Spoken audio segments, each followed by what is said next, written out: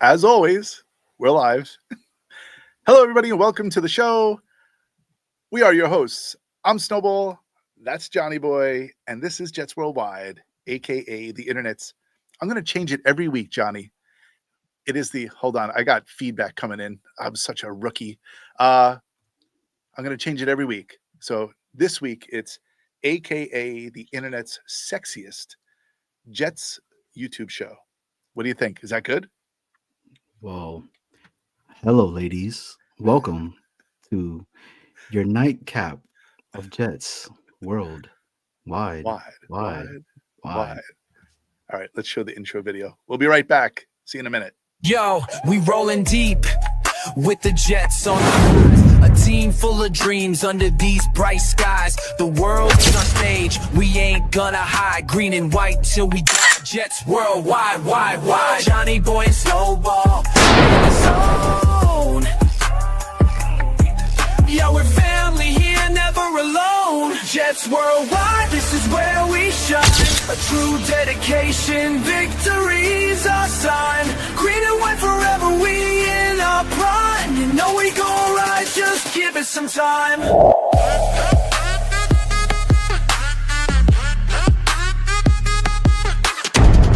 2025, hear the crowd going wild. You know we spitting truth, nothing but style. A city that never sleeps, we going buck wild. Our hearts beat as we Jets worldwide, wide, wide. Victory's a feeling, we won't let go.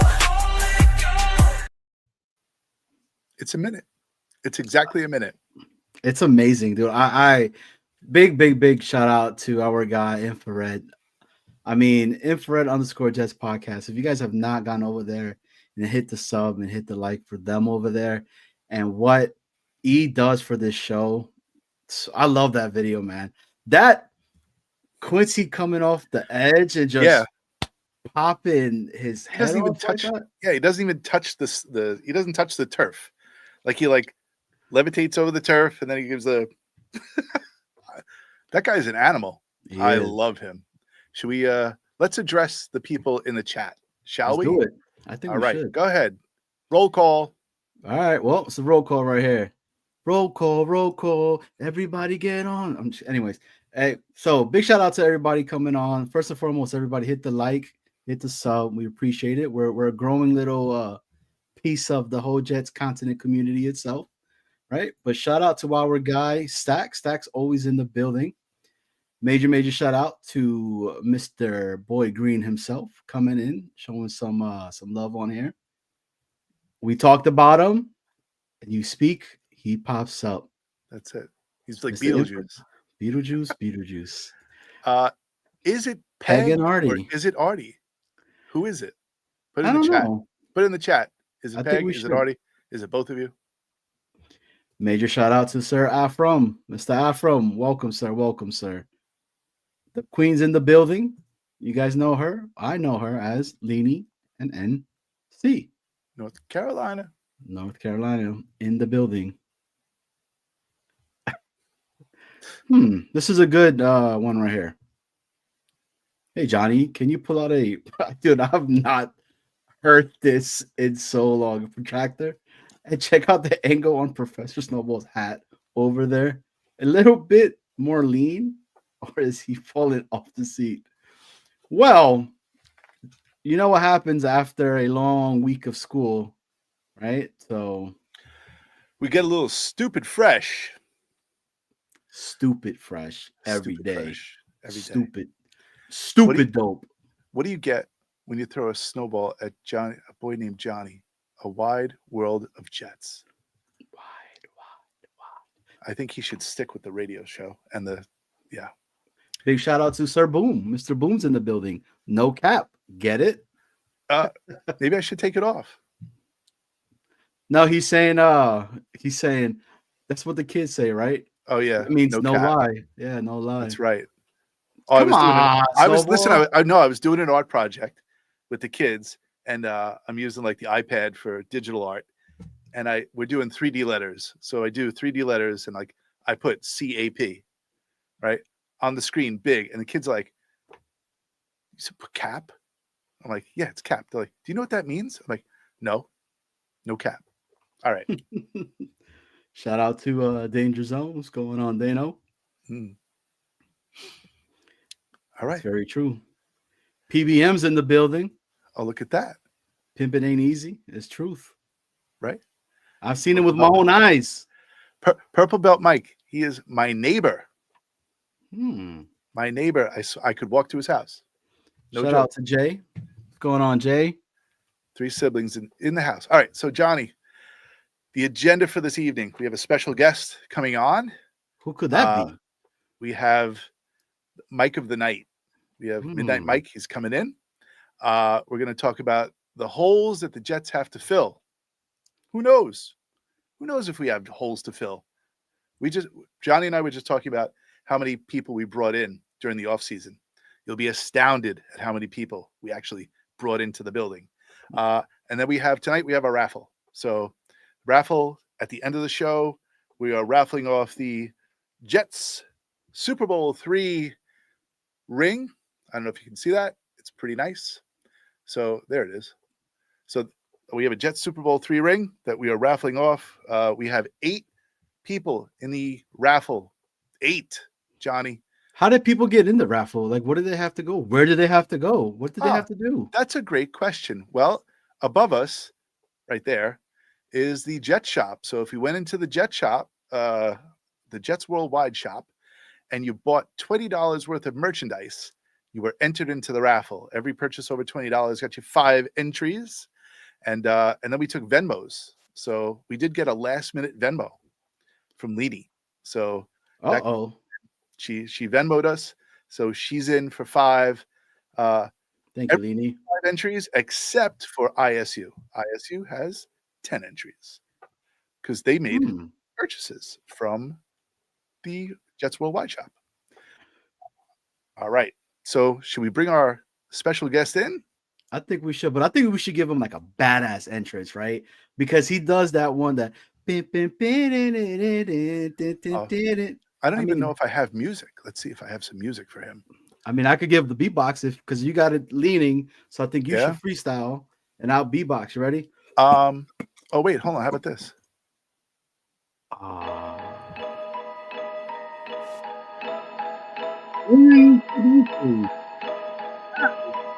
The left wing for the New York Rangers. He is your guy, our guy. You guys know him as one of the greats that comes on at night, Mr. MidNite Mike. What's up, guys? What's up? All right, cut the music, kids. I wish I could freestyle. If I could freestyle, then I could have just like busted out a rhyme. But I'm so white, it ain't happening. Snowball. All right, white. Welcome in, MidNite Mike. Welcome in. This is your second appearance on Jets Worldwide. You were on for the match game, and now we have you on for debauchery. I don't know. We'll see what happens. So our topic tonight. Well, first of all, real quick. Yeah, go ahead. Instead of raffling off that ring, why don't you just hook me up with the ring? Yeah. And then you guys could raffle off something like you got a helmet behind you. It looks like you got a tumbler, something like that. Maybe that flag. Oh, tumbler. We have a lot of Jets Worldwide merchandise. Oh, nice. Yes. Jets Worldwide travel mug, Jets Worldwide the hat, and Jets Worldwide the shirt. Nice. Yes. I can't show you the underwear that I have from Jets Worldwide. So, but yeah, it's an exclusive. Is it boxers, tighty whities, or boxer briefs?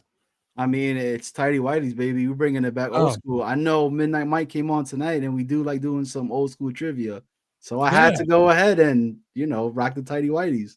Yeah, it's weird not coming on with like a match game or Wheel of Fortune, something like that going on. Yeah, no game show tonight, man. It's just straight up talk. So you know what? I'm gonna say it a bunch of times. Hit the like, hit the subscribe. If you're new here, subscribe. If you are a person who's coming back, thank you.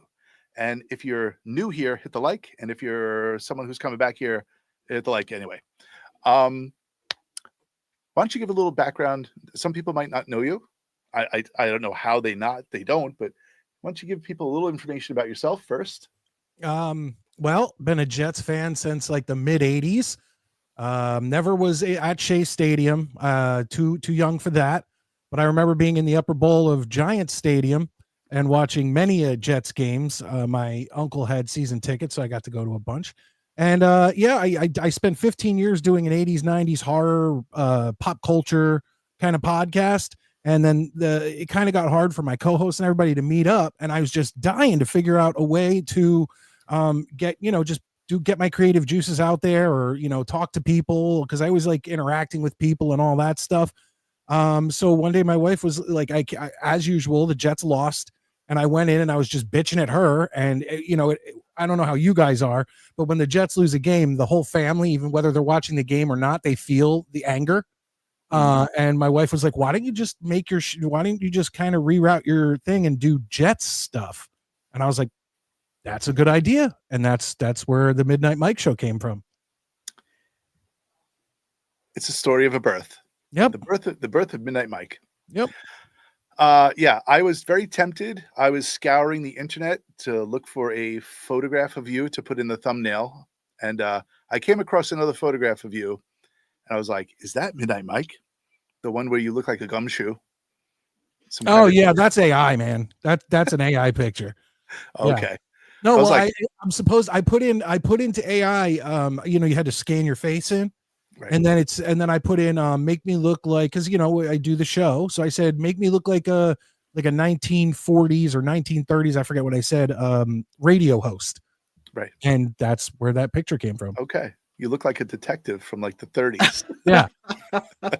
Well, back then everybody dressed the same. So you're in your suit, you're in your hat, and you could be a detective, a radio show host, a Clark Kent, it could be anybody, and you're going to look the same. Nowadays people, dress differently and have different fashions. Back then it was like, that's all you had.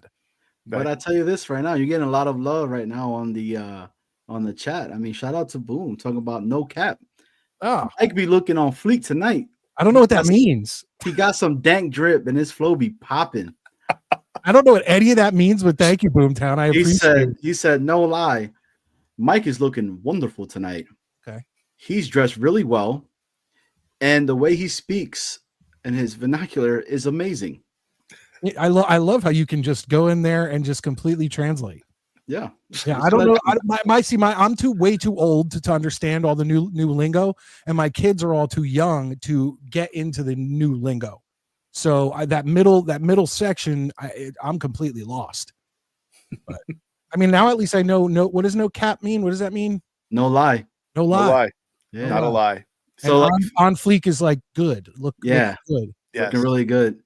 So somebody saying something like, bro, you're capping right now. Like, you're capping. That means you're lying. You're okay. Lying. Yes. So just want to welcome in Alan into the chat. Also want to welcome in Connor Long's dad. And I'd also like to welcome in Jack Talks Jets. So what's up, Jack? Welcome in. So wait, is Connor Long's dad like Bobby MidNite's like left nut? Is that that kind of thing? I don't have no idea. You know what? Like, it'd be really embarrassing if it was really Connor Long's dad and that was his YouTube handle. But it would be even funnier if Connor was live now and he was watching us instead of watching Connor. I believe that's about to happen. So okay. Thanks, Connor Long's dad. We appreciate it. We do appreciate it. All right. Whoa. Hold on. What? Can we show Mike? That was probably I'm a koozie guy, right? I love koozies, dude. That koozie he just showed right now was probably one of the coolest koozies I've seen. You can see it? Yeah, bro. Look at that. Oh, that's awesome, man. Yeah. Got to keep those beers cold. That's the Gruden koozie. Well, does Gruden have a koozie? I'd buy that. It is. It's a Chucky one. Because he looks like Chucky? Yeah, that's what they used to call him over there when he was with the Raiders. He was like, "Oh, look, it's Chucky right now," because this face that he would do and look just like Chucky. So, my youngest daughter, actually looked like Chucky for a while. It was creepy as hell. So I'll tell you a quick story about Chucky, and I know we'll get into some Jets conversation. When I was young, I don't know if you guys remember, my aunt, she bought me the good guy doll. Like they used to have a legit good guy though, but it was called like my buddy or Oh, yeah, my something like, buddy. Yes. right? And they bought it. I love horror flicks. Like I've always been into that. The day I got it, my dad thought it would be funny, and he had me watch Chucky, right? So I'm watching Chucky and everything. For some reason, I wake up. It's like 3 o'clock in the morning. I wake up and I swear I see my buddy doll just start shaking his head and going like this. I used to sleep with a little bat that I used to have right in my little room. It was my little Mets bat, miniature bat. And I took something fierce to that dude's face, man, because I went off. I dragged it because I was like, all right, I knocked him out. And during this time, we lived at my grandparents' house, right? So I knock on my grandma's door. I don't even knock on my parents' door. I knock on my grandma's door, right? And I'm like, mommy, can you please take this? Like, I got a gift for you. Here you go.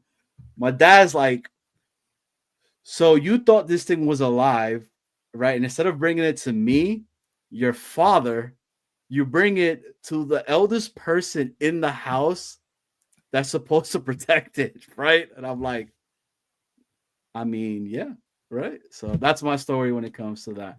Oh, that's great. I remember My Buddy dolls. I never had a My Buddy. I remember the commercial very clearly. Yes. Because there was also Kid's Sister for the Oh, girls. Horrific. But no, I had a Cabbage Patch doll from the early 80s. And once I got into horror movies, I chopped up its hair and I made its eyes look bloodshot and all that stuff. And my mom was so pissed off because of what she had to go through to get that Cabbage Patch doll. Now, granted, this was probably like 5 to 10 years later that I switched it around, but I definitely turned it into a little Chucky doll as best I could, at least. I don't know. I didn't have dolls. I had a Stretch Armstrong. That was it. I mean, that's fair. I mean, that explains a lot. Manly to have dolls. Me and Johnny, we had dolls. I just had Stretch Armstrong and the thing that and the monster that he fought. It looked like the creature from the Black Lagoon. I don't know what that was. I don't know what that one. John had a G.I. Joe. Do you remember the My Pet Monsters? No. They were big, like they were pretty big, but they had those handcuffs that would break. Yeah. Yeah. I remember the commercial. Yeah. What about this one right here? Oh boy. I used to have holders. Loving my boo. Well, but the question is, did you turn that blow up doll into a Chucky doll? Oh, Ephraim had live dolls. Mm-hmm. Look at that. All right, guys. Well, you know what time it is, right? It's the Friday after the draft, right? The week after everything that occurred and everything. But we kind of wanted to be different. We didn't really want to. I felt like everybody's talked about the draft already. The draft has been talked. I thought they had a good draft. A lot of people don't. Mixed feeling because it's the unknown.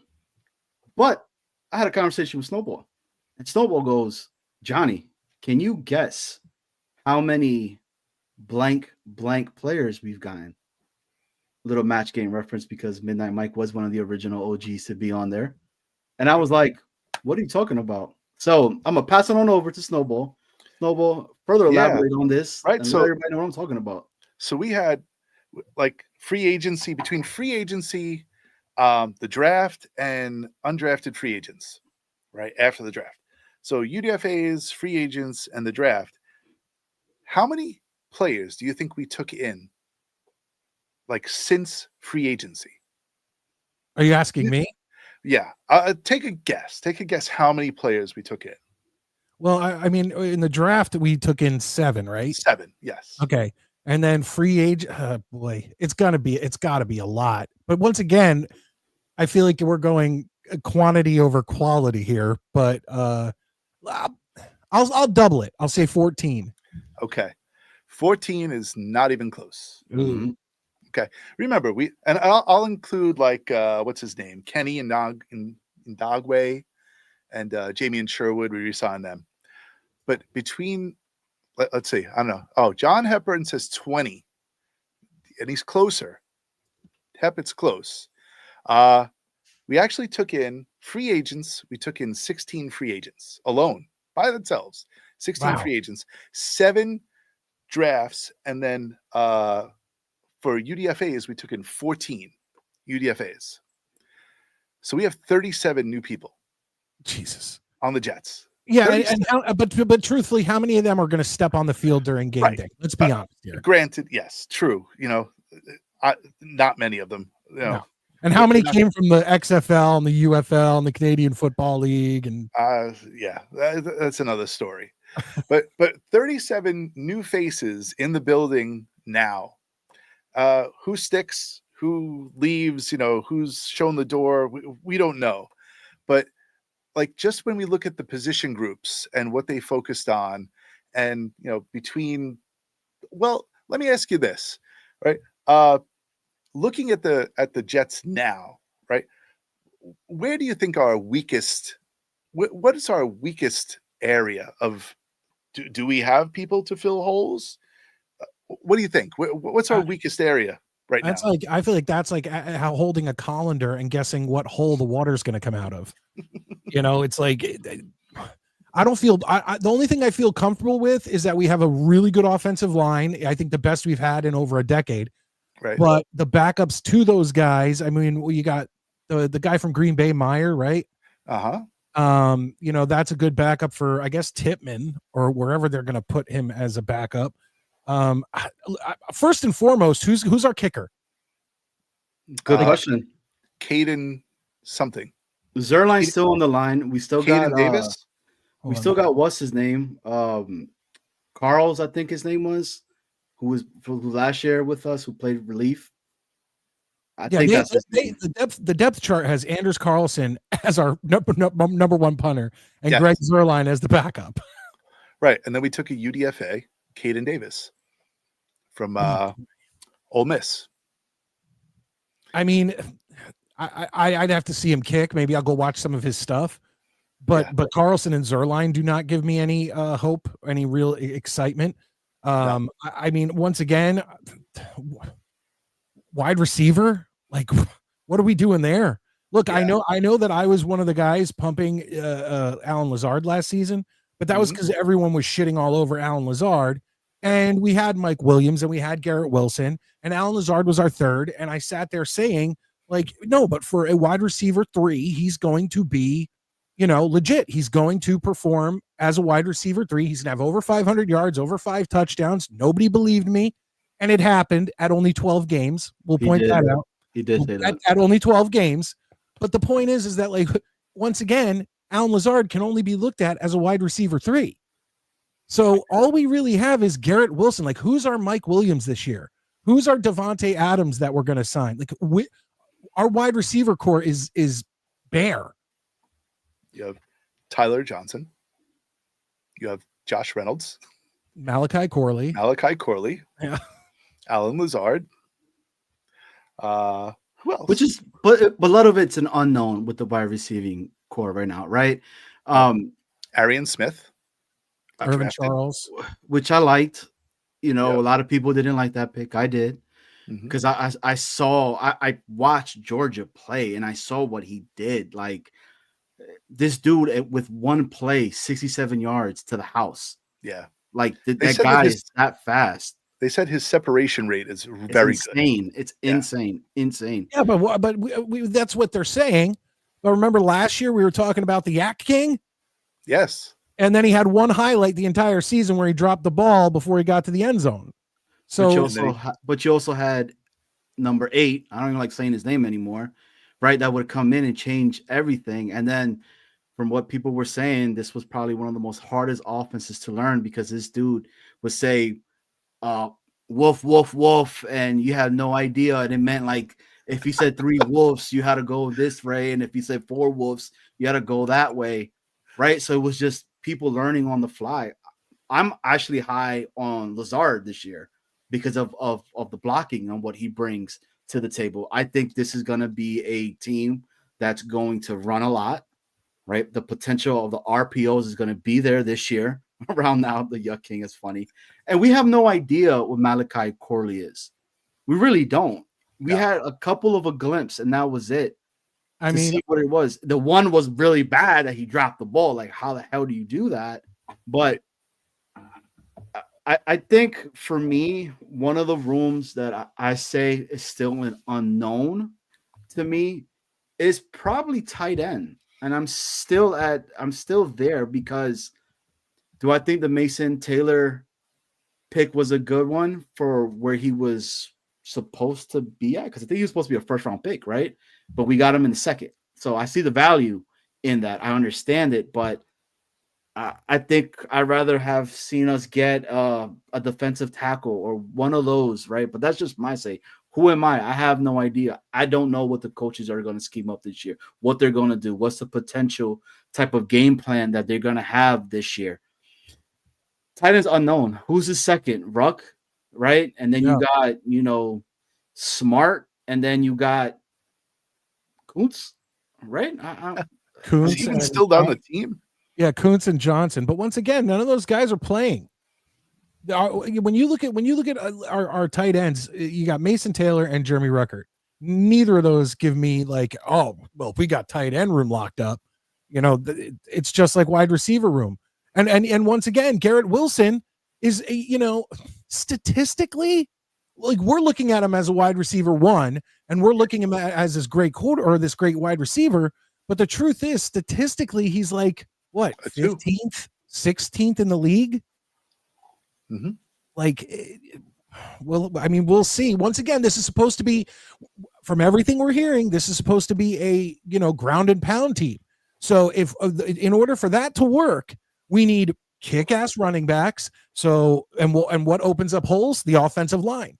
So our offensive line looks like it's the best it's been in over 10 years. And then you have Braylon Allen and Breece Hall in the backfield with Justin Fields, who's also going to has the option to run. So maybe we don't need a crazy good wide receiver room, but the tight end room, look, I'm rooting for Mason Taylor, obviously, of course, but if it doesn't work out, once again, I don't know. And what's going to happen next year? We need a franchise quarterback. Is Justin Fields legitimately our franchise quarterback? Yeah. We'll see. Well, like Alan says, right? Alan says Garrett is a mid-tier one. And Johnny said that. But not having a two to draw attention is going to be a problem. And it certainly is. It's really going to be a problem. And Garrett Wilson conversation is tough for me, man. Go ahead, Snowball. I'm sorry. No. But we know that Fields utilizes the tight end a lot. So having Taylor, is Ruckert going to suddenly turn the corner and be like this receiving tight end? I don't think so. So you're relying on your rookie draft pick, really, and then Stone Smart. It's a tough ask. It is a tough ask. So we'll see what happens. I mean, look. I haven't watched a lot of Mason Taylor blocking. I've watched some of his highlights, doing receiving and whatnot. But how good is he at blocking? Because if once again, if we can add to that offensive line and have a tight end there who can throw good blocks and knock guys out of the way, that would be good for a ground and pound team. So whether he's catching the ball or not, I want him to be able to block for Breece, Fields, and Braylon. Yeah, so, I don't know what the statistics are for Justin Fields throwing downfield.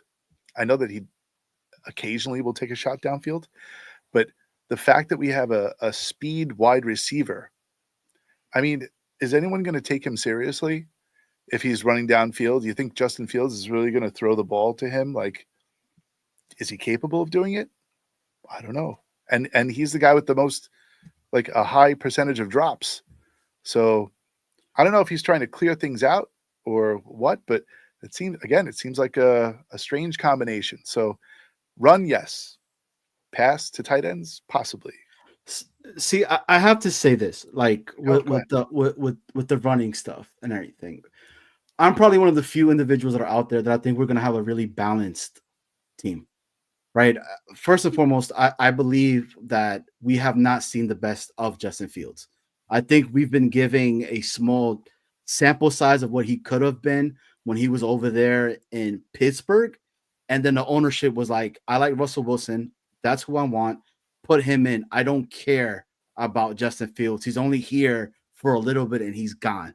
We potentially have a Hall of Faming guy that could get us over the hump, whatever, right? Didn't happen with Russell Wilson. He looked horrible towards the end of the season itself.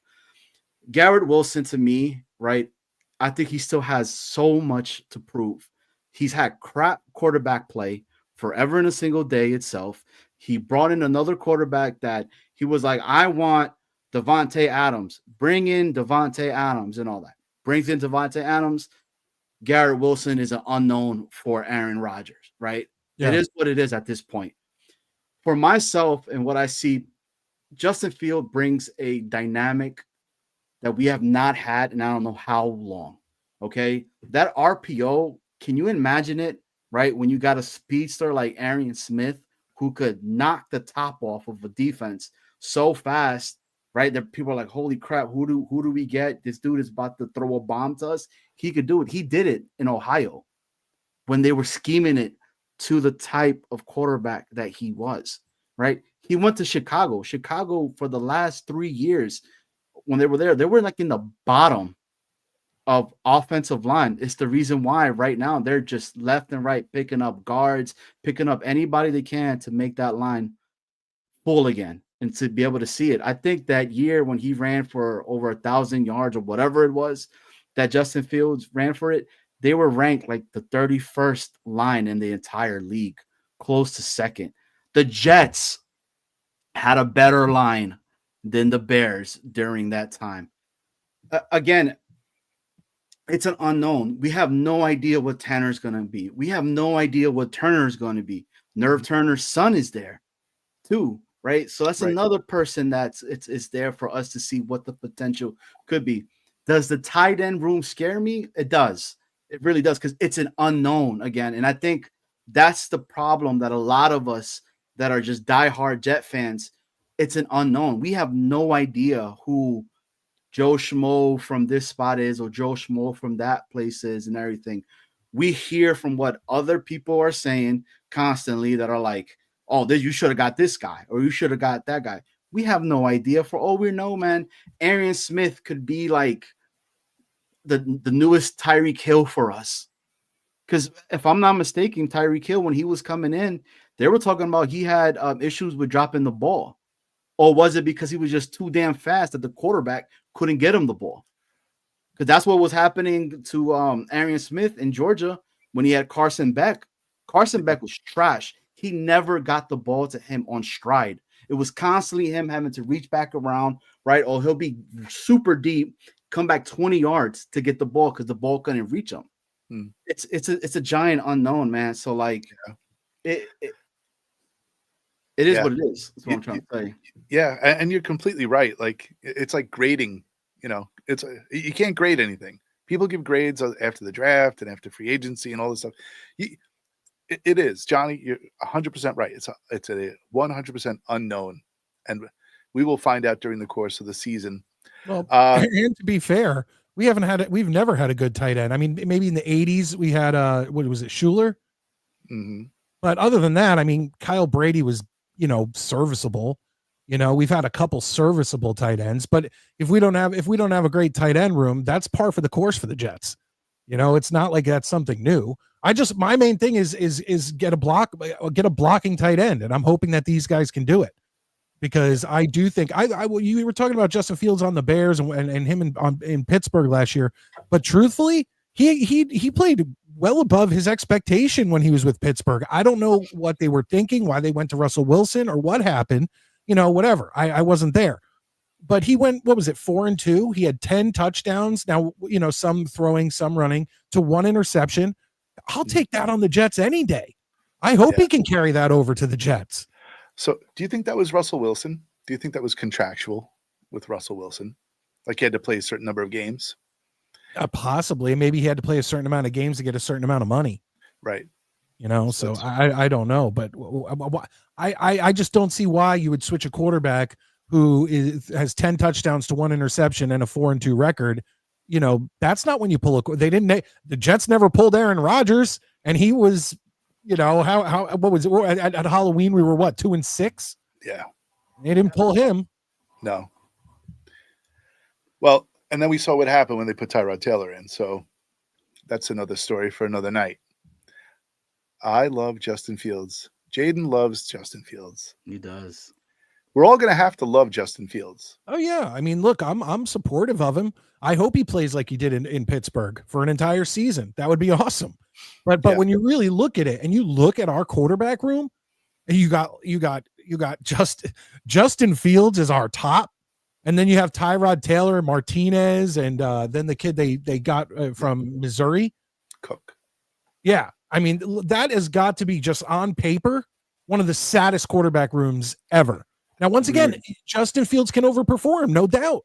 And I hope he does. I hope he performs like he did in Pittsburgh.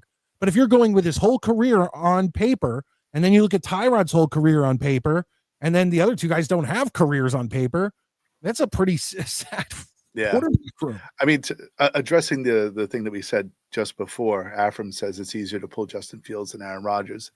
And it's the truth. We did leave Rodgers in, and I guess because he was Aaron Rodgers, right? Who's going to put? That's exactly why they kept him in. Yeah, because he's Aaron Rodgers. Jeff Ulbrich is going to come over to Aaron Rodgers. Aaron Rodgers told him he said, "Pull me now." Like, he made the call. So quarterback room, we feel it's dicey. It's dicey. We'll see what happens. I from my understanding with the whole Justin Fields stuff was, I have a lot of friends that are Steelers fans, right? And it was an ownership move. The ownership was like, we want Russell Wilson in. Like, I don't know, man. I don't think there's any divas on this team this time around. Like, I think what they're building and with Aaron Glenn is trying to put together is a team that's about team and not just, I'm going to have to play 17 games because that's my personal goal. That crap bothered the hell out of me, man. And it wasn't talked about enough. Again, if Justin Fields gives you 3,200 yards passing, 800 yards running, I don't know, man, 21 throwing touchdowns, and let's say 10 on his feet. Yeah. I mean, you go. Would you take that? I'll be satisfied. Yeah, right? I would take that for what we're expecting out of this season. I mean, let's be real here. Are any of us expecting the playoffs? No, I don't think any of us are. Okay. So what are we all expecting? 5 wins, 6 wins, 7? I'm expecting 9, and we're in. Get the hell out of here. Dude, if we could pull up the actual schedule, right?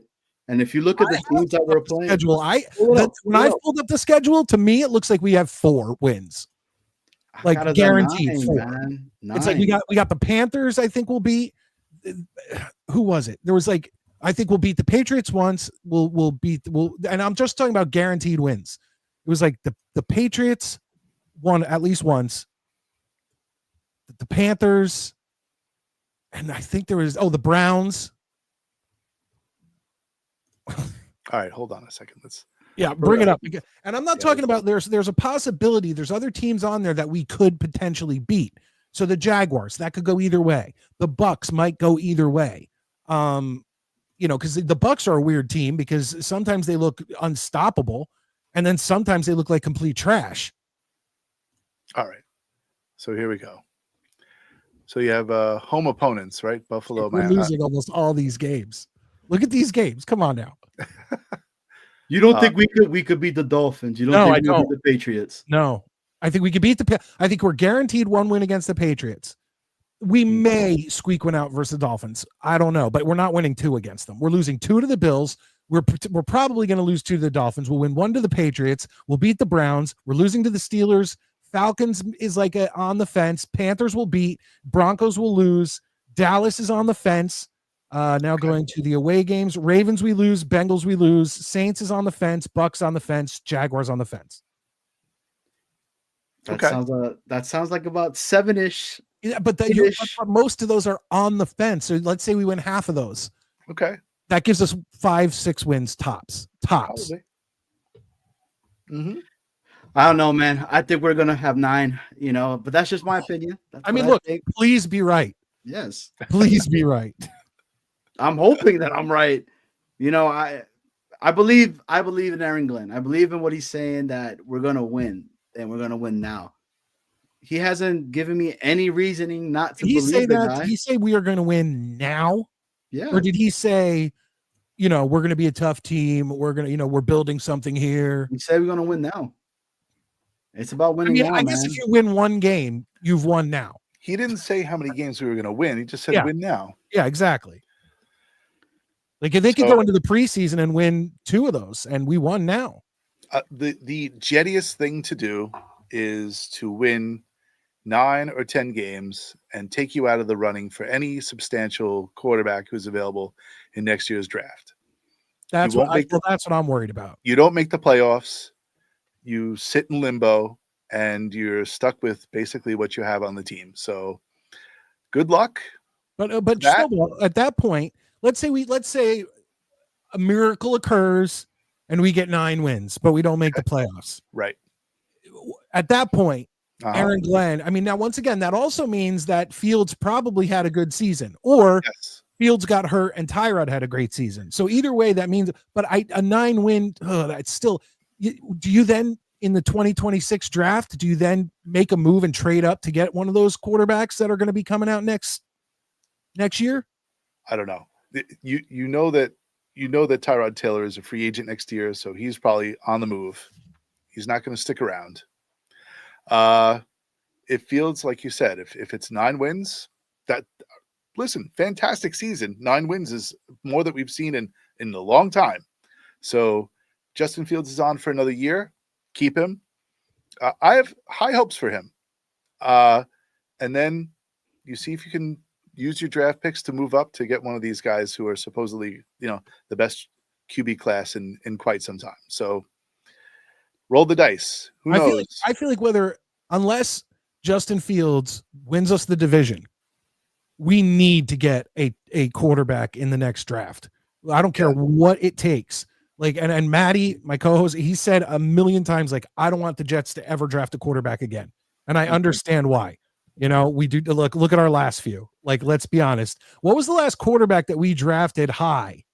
That when was Pennington drafted? That was that year that we had like all them picks.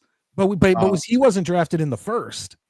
I want to say he was in the first. Late first. But I'm just trying to think because everyone, we've had so many bombs. Like, I'm not going to shit on Ken O'Brien. I love Ken O'Brien. So, so that pick, sure, they probably should have gone with Marino, but Ken O'Brien was a great quarterback. Yeah, he was 18th in the 2000 draft. And who went before him? We had 2 picks in that draft, right? In round 1? Yeah, I don't know. I didn't see that. Okay, but still, so Pennington, even though I'm not a huge Pennington guy, he was good. He was successful. Oh, he's very good. He was a very good quarterback. But lately, I mean, let's be real. When you're looking at Darnold and Zach Wilson and that, I'm telling you, I know I've said it before on my show, but I'm waiting for Tua to go down and Zach Wilson to run wild all over us. Like that is the Jets' luck. That's what we did. We will get. We deserve it because we like a team that's just so embarrassing. As Clancy says, when expectations are low, they normally actually play pretty well historically. Okay, so that's probably what we're going to get. You're going to get a good season. With the quarterback stuff, Snowball, you and I had this conversation before and everything. I'm kind of on the same boat with Maddie, right? Like, we had a chance to potentially draft Trevor Lawrence, and we couldn't even do that. And so we had Zach Wilson, and Zach Wilson was the guy. Justin Fields was there for us at the time, is who I wanted us to get. Didn't happen. Now he's here with us. Why can't Justin Fields have a resurgence of a career to potentially be that guy? I don't trust rookie quarterbacks like that. Like, I don't. The only ones that I could think that has had such a great career was maybe Andrew Luck, CJ Stroud now, one of the most recent, and Jaden Daniels, Yeah. But what are the chances of us to actually that happened. But also, Johnny, what are the chances of us having one of those guys? Like, there's been so many guys who have had like these weird career resurgences lately. Geno Smith, Sam Darnold, Baker Mayfield. That's like three. That's a lot for guys who suck. What are the chances that there's a fourth? It's like, well, statistically speaking, pretty good. I hope so. Think about statistics. I hope so. And of all the free agents that were out there, Justin Fields is the guy that I wanted. Correct.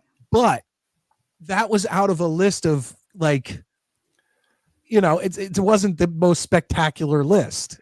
But he has the most upside out of everyone who is available. So we put one hand here, you put the other hand here, you put them together, and you pray that he has the resurgence that everyone says he has the potential to have. So if anyone's going to get it out of him, it's going to be Aaron Glenn. He's the guy. I have faith in Aaron Glenn. I think he's going to. First year head coach. That's okay, but what he's been saying lately and how he's acting, I believe in him. I believe he can get the most out of people, and we saw it with the defense in Detroit last year. He pulls stuff out of nothing. Like he gets blood from a stone. 1 sec, I gotta say goodnight to my daughters. Okay. Night. Good night. I mean, Stumble, you're completely right. Like, it's one of those where I'm just like, I have faith in this team, man, and I do. Like, I just do. I feel like what Clancy was saying, when the expectations are low for us and everything, it's a potential to go like that. So, yeah, it is what it is, Here comes Modine. I love Modine, man. Oh, here. I mean, Mo always has the most informative posts in the chat. Field was a bum in Pitt. He had 6.8 yards per pass attempt. He only passed twice for more than 200 yards. Steelers offense and defense helped him win. Same stats with the Jets, and they go 2-15. Well, if you're right, Mo, then we'll be picking very high in the next draft. Yeah, that's what it is. And we get his replacement. That's it. So prophecy fulfilled or prophecy denied, we're going to see what Justin Fields is made of, and hopefully we get the better part of it. And Mike, and that was awesome, by the way. Shout out to you kids, man. Your kids and all that. The hand jive with your kids was amazing. Yeah, we do high five, low five, pounded out high sign. Yeah, that's awesome, dude. Yeah. That's so dope, man. So blessings, brother. Blessings. Thank right? you. Thank you. That's awesome. I don't know, man. Like, I feel like this season, right, have the Jets fan base been very like negative and all? Dude, it's at an all-time high right now. No. Yeah, please, no. Molding. I don't know. Oh, let's do it. Let's rock it. No, wait, real quick. Earlier, before my girls came in, Big Fella put up a list of the guys who got drafted in that class, and I think they had Pennington. Yeah, third. Ellis, Abraham, Pennington, Beck. Like that. Damn, that's a pretty good draft. Yes, it was. That's a really good draft. That's going to go down like that 2022 draft. Could potentially be. And the other thing too, just with all these players that we're bringing in, and we keep talking about, because it's 37 players that they've brought in. 37 players. Just think about that, right? The whole thing going into the offseason was we have so many holes to plug. Like, we need to plug it up, and all that. Right now, what has Aaron Glenn said? I want to bring in competition and have these guys compete, and he's bringing it, man. Like, the AZ Thomas pick, I was like, why?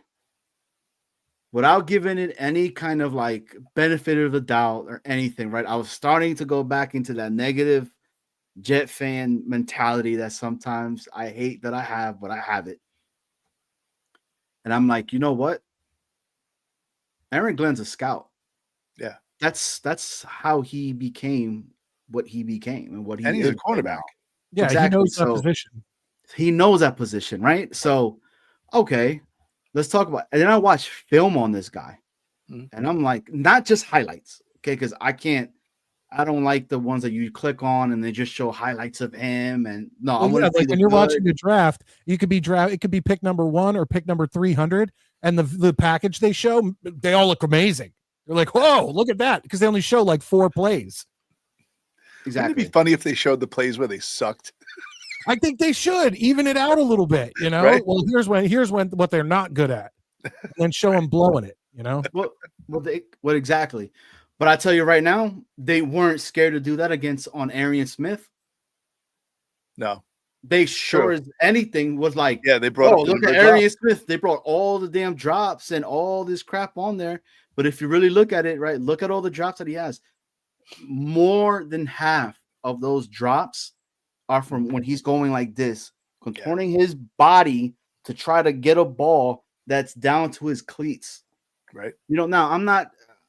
He should have caught the ball. I was always told that if you're a wide receiver, if that ball hits you in the hand, you're supposed to catch it no matter what, right? So it is what it is. But the upside is there on a lot of these guys that they got. I'm just here to tell you guys, right? Give it a chance. Yeah. Nobody knew who Arian Smith was. Everybody said Arian Smith. I was one of the only cats that knew who he was because I watched Georgia play, right? I see it. I saw it. I remember in the Natty when Stetson Bennett threw that 67-yard bomb to Arian Smith, and that opened up the entire game for them cats, right? So like, there's a lot of stuff that's not being talked about because I think a lot of it's pick and choose on what you have. He said that he wanted to operate in silence, right? Aaron Glenn said he wanted to operate in silence, and he is. He's operating in silence, and part of me appreciates the fact that he is bringing in players who are not superstars.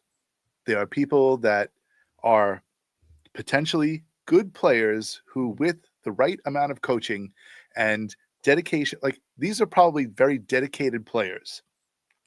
Maybe not the best players, but dedicated players who can learn a scheme, and if they make the scheme easy enough to understand, not woof, woof, and woof, woof, woof, right? Like not those, then we have a chance. Like I always think about like, what in the Seahawks, when they had like the majority of their defense was all right. Weren't they like UDFAs? Mm-hmm. Wasn't the Legion of Boom made up of like the majority of UDFAs?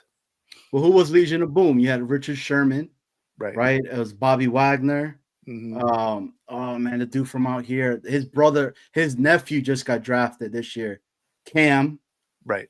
Cam Chancellor. But they were unknowns, right? And like with the right scheme, they were developed into the Legion of Boom. So can Aaron Glenn replicate that with the Jets, with these players that we have now, 37 new people? Can he pick and choose a couple of guys who fit the mold of what he's looking for to bring in to make this defense and offense successful? I'm thinking yes. I'm thinking he can. You mentioned it before, Johnny, that he was a former scout. Who better to have as a head coach than a former scout who can kind of pick out the talent? I mean, he did it with us, right? So like, and again, pulling blood from a stone last year with, what do you have? Like 17 people go out on defense. Like that's crazy. And to still be in contention at the end of the season, you got to give this guy the benefit of the doubt at this point. Well, no, I mean, no doubt on that. I mean, look, there hasn't been a head coach in a long, as a matter of fact, there hasn't been a head coach since Rex Ryan that I've wanted to succeed like I do Aaron Glenn, because Rex Ryan has the Buddy Ryan Jets connection and all that stuff. And then you have Aaron Glenn, who played for us for 10 years or whatever it was. So I am 100% in and rooting for Aaron Glenn. And the cornerback that he drafted, my boy Tommy Jets, who I don't know if he still works, but for many years worked at Jets X Factor. He does the league winners. He's traveling all over. He's very high on the Azariah Thomas that we got in the third round, the cornerback. He really likes that pick. And, I'm going to sit there and I'll back him because Aaron, like we talked about earlier, Aaron Glenn's a cornerback. Like if he can't pick out what he thinks is an outstanding cornerback, then we have real problems, because how do we expect him to pick out any other players at any other position? So, I'm looking forward to seeing that kid play. To have Sauce, and I don't know if. Do you think Thomas is going to play this year? I mean, they have him on the depth chart at number 2 behind Stevens from Baltimore. Yeah. But the problem with that is that everybody I've talked to from Baltimore or I've seen on social media from Baltimore was like, thank God we're gone with that. We're done with that guy. Like, get him out of here. But now once again, that's because of his 2024 performance. But if you look at his 2023 performance, he was actually a really good cornerback. Yeah. So can you imagine having like Sauce 1 and Sauce 2 as your cornerbacks? That'd be nice. I'm not saying that he's going to be Sauce, but stature wise, right? Tall, lanky, huge wingspan, like that's pretty cool. I mean, I'm hoping that the kid can tackle because Sauce can't. No, he can't. Well, let me ask you this, guys, with this point of it, right? Now, you guys know who Florida Phil is, right? Mm-hmm. Phil's always said, he's been a person that said, right, like, I'm always trying to draft a person's replacement no matter what, like constantly trying to kind of like what, Bill Belichick, I hate saying that name, but it's the truth. Like he would kind of know that, all right, this guy is done, but I already got the guy that's going to replace him already in place. Do you think, I do not want this to happen. I love Sauce Gardner. I think Sauce Gardner does not get enough credit. Yes, did he have some tackling issues? When this man is trying to tackle a damn tight end, that's like, I know. He jumps on his back and goes for a ride. Yeah. But do you think that is what Glenn could potentially be doing? I mean, you don't think he wants to pay him? He didn't draft these guys. There's no real tie to it, right? And I mean, these are the conversations that need to be talked about. Like, if I had to pick between those three first, the Jermaine and Garrett and Sauce. Right now, I would let Sauce go. I'll be honest. Yeah, I'd keep Garrett and Jermaine, and that's assuming Jermaine comes back healthy. But I killing me. Sorry, he's not. Mike, Revis. You just shot me. We're acting like he's Revis. He's not Revis. Revis could intercept the ball when they actually threw it towards him. Yeah, Revis can make tackles. I am very anxious to see what Aaron Glenn does with Sauce Gardner. Like 100%. I am 100% invested. Like I want to see how he molds him because you saw his first 2 years.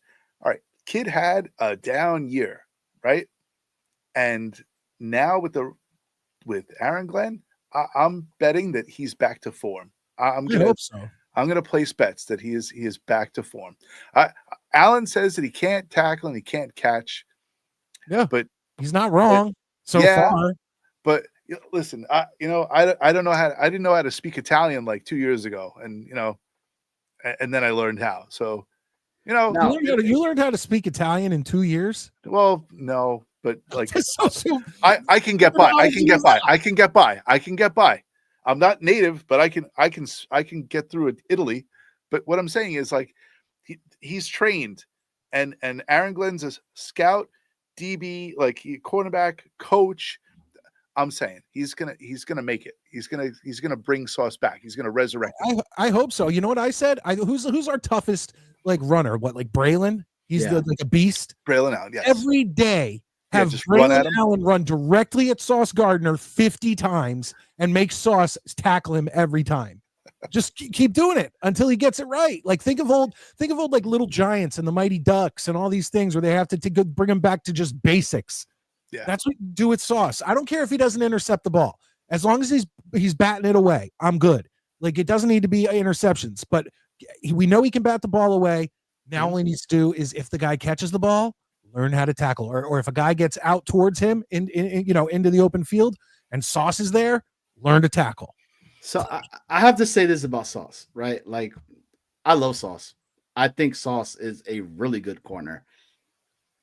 It was just magnified because he plays for the New York Jets, and you have players like Aaron Rodgers is on your team that you're going to have the scope. We had how many primetime games? So anything that he did wrong was just going to be magnified 20 times. Okay. He still was a really good corner last year. Like, I'm pretty sure he was like a top 10 corner, probably top five corner.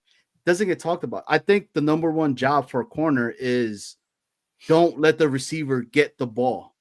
Yeah. And I think he was really good at that. Like, But I say what I said because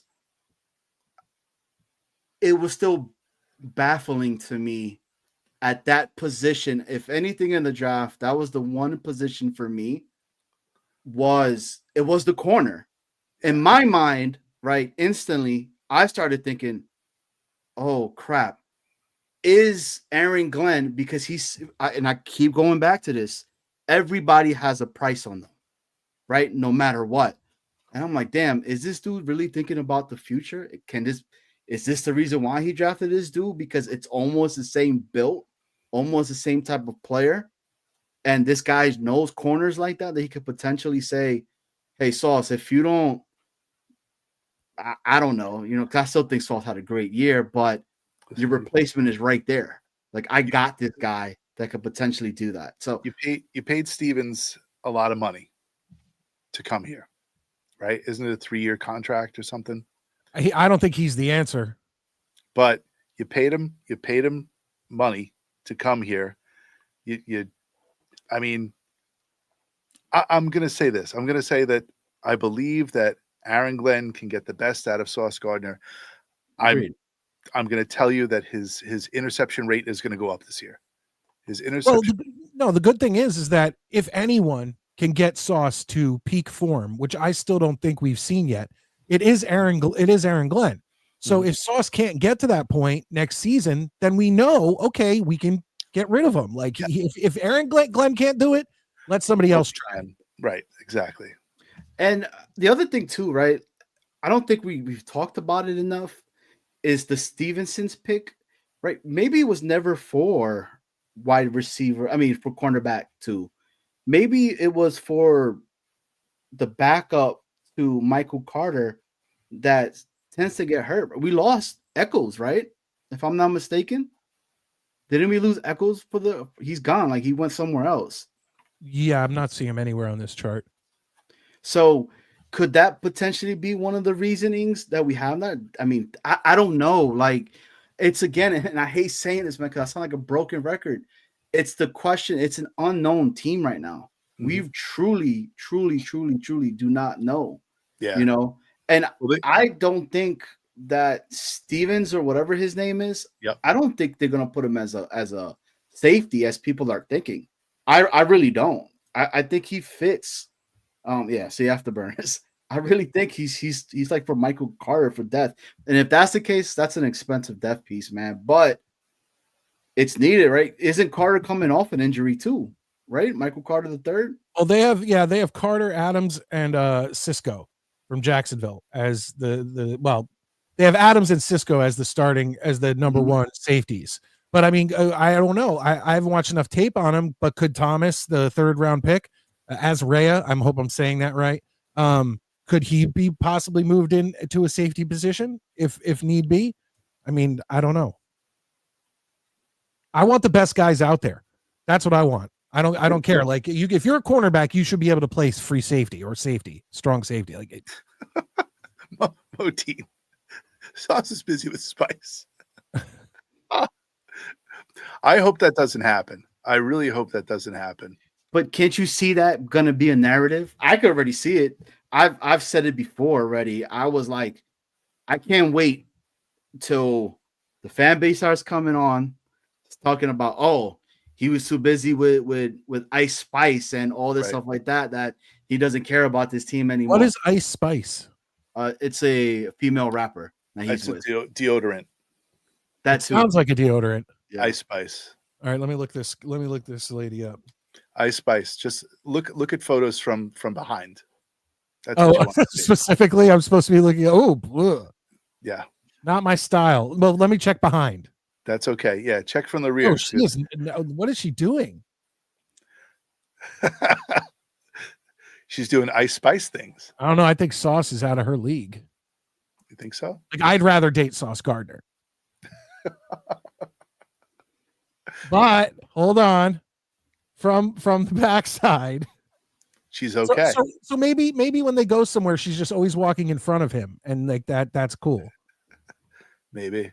Just not my style. Like it's not my style. Face. She's satanic. Well, Ice Spice is mid. Are you kidding me? yeah, absolutely, big fella. All right. I'd rather he should be dating I disagree. what is That's the girl who got a little thick but she still looks really good? She was a Disney Channel girl, but now she's much older. Selena Gomez. Yes, that's who Sauce Gardner should be with. Did you not see what she did to The Weeknd? The Weeknd dropped the whole album because of this chick. Selena Gomez. Yeah. I only know The Weeknd because my wife played me one song of his or hers. I assume. The Weeknd. And it was like it had like an 80s vibe to it, and I really liked that. Yeah. So yeah, and that's why I love The Weeknd. Same here. And old school Weeknd is the best too. But anyways, so it's a lot, man. Like I'm excited for the competition that's gonna happen because yes, Afterburners has been putting it out here saying we signed John from Stop and Shop. We signed some guy named Eric from Kohl's. Right. We named that's what it seems like. Right? Fred from Speedway. Yeah. Come on now.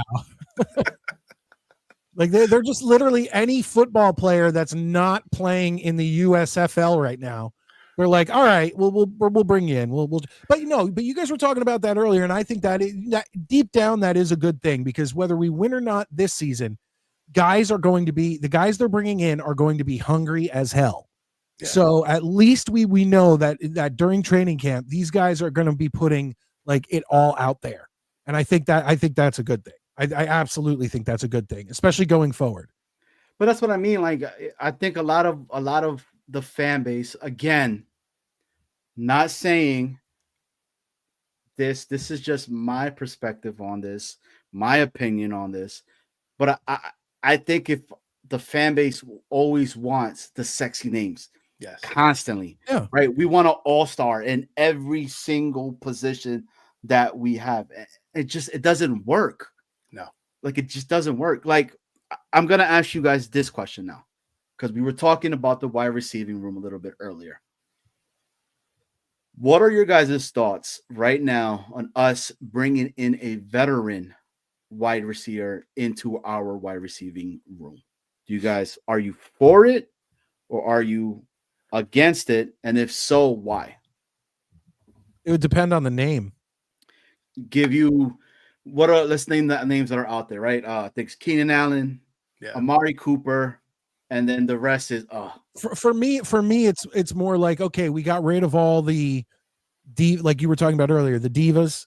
We got rid of people who who think they're better than other people. Now granted, Garrett Wilson had his share of tantrums on the sideline last year, but I feel like he's young enough where Aaron Glenn could reel that back in.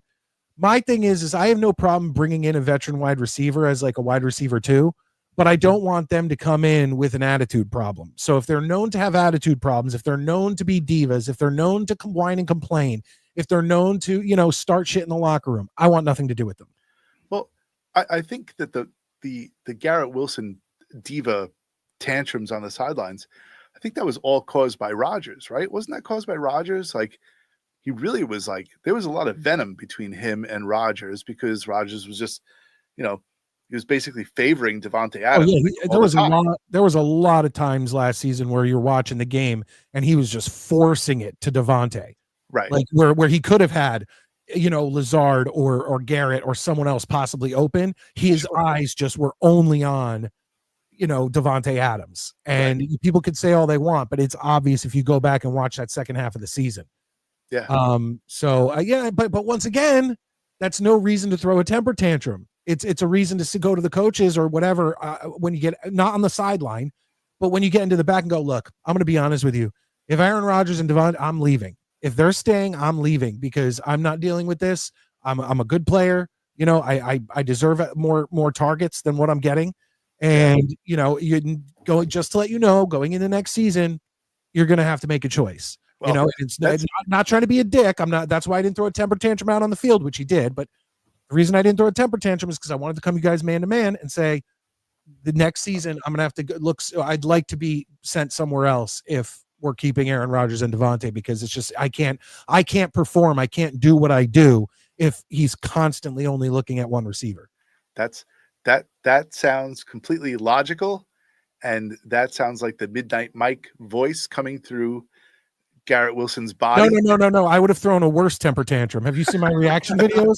I'm saying a real man would have done it in the back. I would have thrown a big baby temper tantrum. But my brain goes back to like one of those first touchdown passes that Garrett Wilson caught. I believe it was in Cleveland, and he just looks at the crowd and he goes, "We do this shit, you know, like we do this shit." And he's like screaming at the fans in the stands. Like that's the kind of person that he is. He is fiery. So like his temper tantrums on the sidelines, completely justified, in my opinion. Maybe not in anybody else's. Well, there's a difference between a temper tantrum on the sideline and mocking fans after you score a touchdown. Yeah, but I'm okay with you can make fun of fans all you want. Yeah, remember when he grabbed the cheese head and he was wearing it in Green Bay? Yes. Or no, that was Sauce. Yeah. But still, I'm okay with that. Right. Like, yeah, I'm okay with rubbing it in to other fans. Yeah. But when you're on the sideline with your team, there's a little bit of decorum. Yeah. And then when you get into the back, then you can have your. It's his competitiveness, and I'm going to chalk it up to that. I'm going to chalk it up to him being the ultimate competitor. All right, I'm gonna talk about the Garrett Wilson thing real quick, right? Because I'm a guy that's been on Garrett Wilson. I love Garrett Wilson, right? For me, he was one of the players I was like, it's Garrett Wilson, and then it's everybody else type of thing, right? And that's just me. I think what Mike just said about him going to the back and talking behind closed doors to people in the front office, I think he did that. I think he behind closed doors was like, look what Aaron Rodgers is doing. I was like, look at the tape. Look at the tape. I'm wide open, and he's force feeding this to him. Why the hell is he throwing a fly to Devontae Adams when it's 3rd and 1 and we have a monster of a back in Braylon Allen that if he falls forward, he gets us a first down? Yeah. You know, so like I understand the frustration part of it too, that Garrett, because it could have been a lot worse. Garrett Wilson could have came on any streaming place. He could have came on anything online. He could have came to any television and been like, the Jets organization sucks. They have no idea what they're doing. Our coach Ulbrich is an idiot. He's letting Aaron Rodgers do whatever the hell he wants. His son is calling plays right now for the offense himself as well. You got Brick Johnson talking about my rating, my rating from Madden, right? I think from what I saw in Garrett Wilson, yes, he was pissed. He was flipping out all that. But wide receivers are always been known as divas, if we're going to be 100% honest. That's just how they are, right? Could you imagine having a blowout? Like, I think of stuff that's insane is Antonio Brown. Yeah. And what he did, like stuff like that to me, right? Taking his jersey off and running. That was funny, though. Just waving it to him. Just waving and stuff like that. Like, yeah, you want your high character players they want the ball, right? When it matters the most, give me the ball. I'm going to make sure we score the touchdown to win this game. And Quinnen Williams, right? Quinnen Williams with Jeff Ulbrich, when he basically almost grabbed him by the throat. He was screaming at him. Yeah. That was the turning point for the defense. Like, those 100%. Are the things that you want to see. That's what I mean, right? So, like, for Garrett Wilson, now I'm not saying that you're saying this, Mike, because I'm not, right? But, like, I think when people say in the regards to him that he was childish and he was this, right, Mike, again, you're not the one that said it, but I've heard from other fans, right? Jets Twitter is notorious for this stuff. Like, that's why I don't even really try to look at it, because it's nuts to me. But just saying like this dude is a bum, like saying he's a bum, like legit saying he's not a bum, and I'm like, what are you guys watching? he got yardage Yeah. with crap quarterbacks. Could you imagine if he had a really okay quarterback that didn't just want to do that? I mean, look, I have to say for what it is, Aaron Rodgers was not our Hall of Fame Jets quarterback. He was a Hall of Fame quarterback for the Green Bay Packers. Yeah. He did enough. I think a lot of other things around him went down, but my man was scared to throw the ball down. Look, I may disagree here because if he statistically yardage and touchdowns, he's number 3 in Jets history.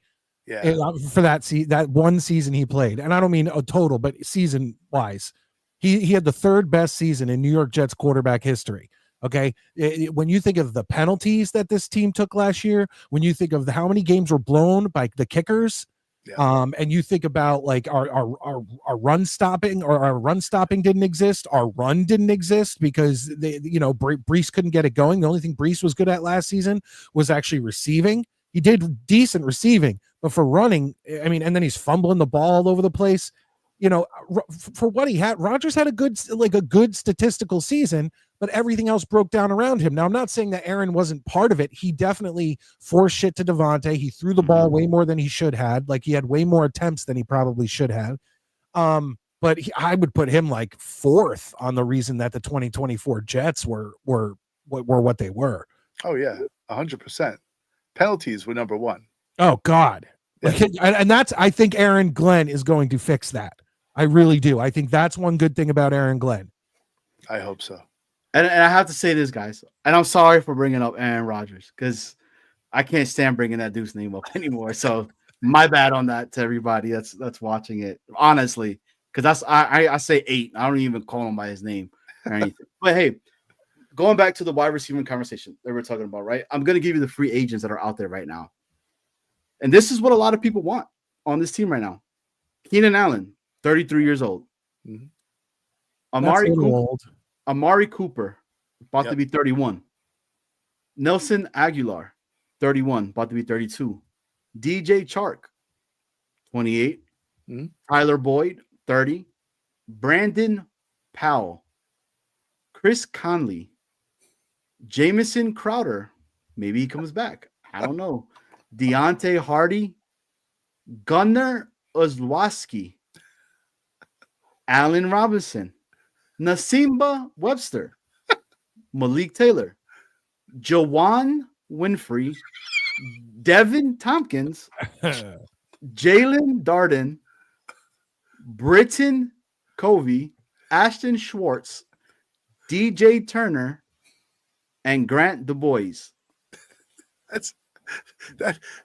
That's the list of guys who work at the deli counter at Stop and Shop. Like, I'm telling you, it's slim pickings, man. That's what I'm saying. Like, am I an ass for saying that I'd rather just go in with what we have, see what works, see what doesn't, and if we suck, at least we can figure out who sucks. Yes. And then we can be in line to get a great draft pick next season, and hopefully even if they have to sit behind Justin Fields next year, one of those top quarterbacks.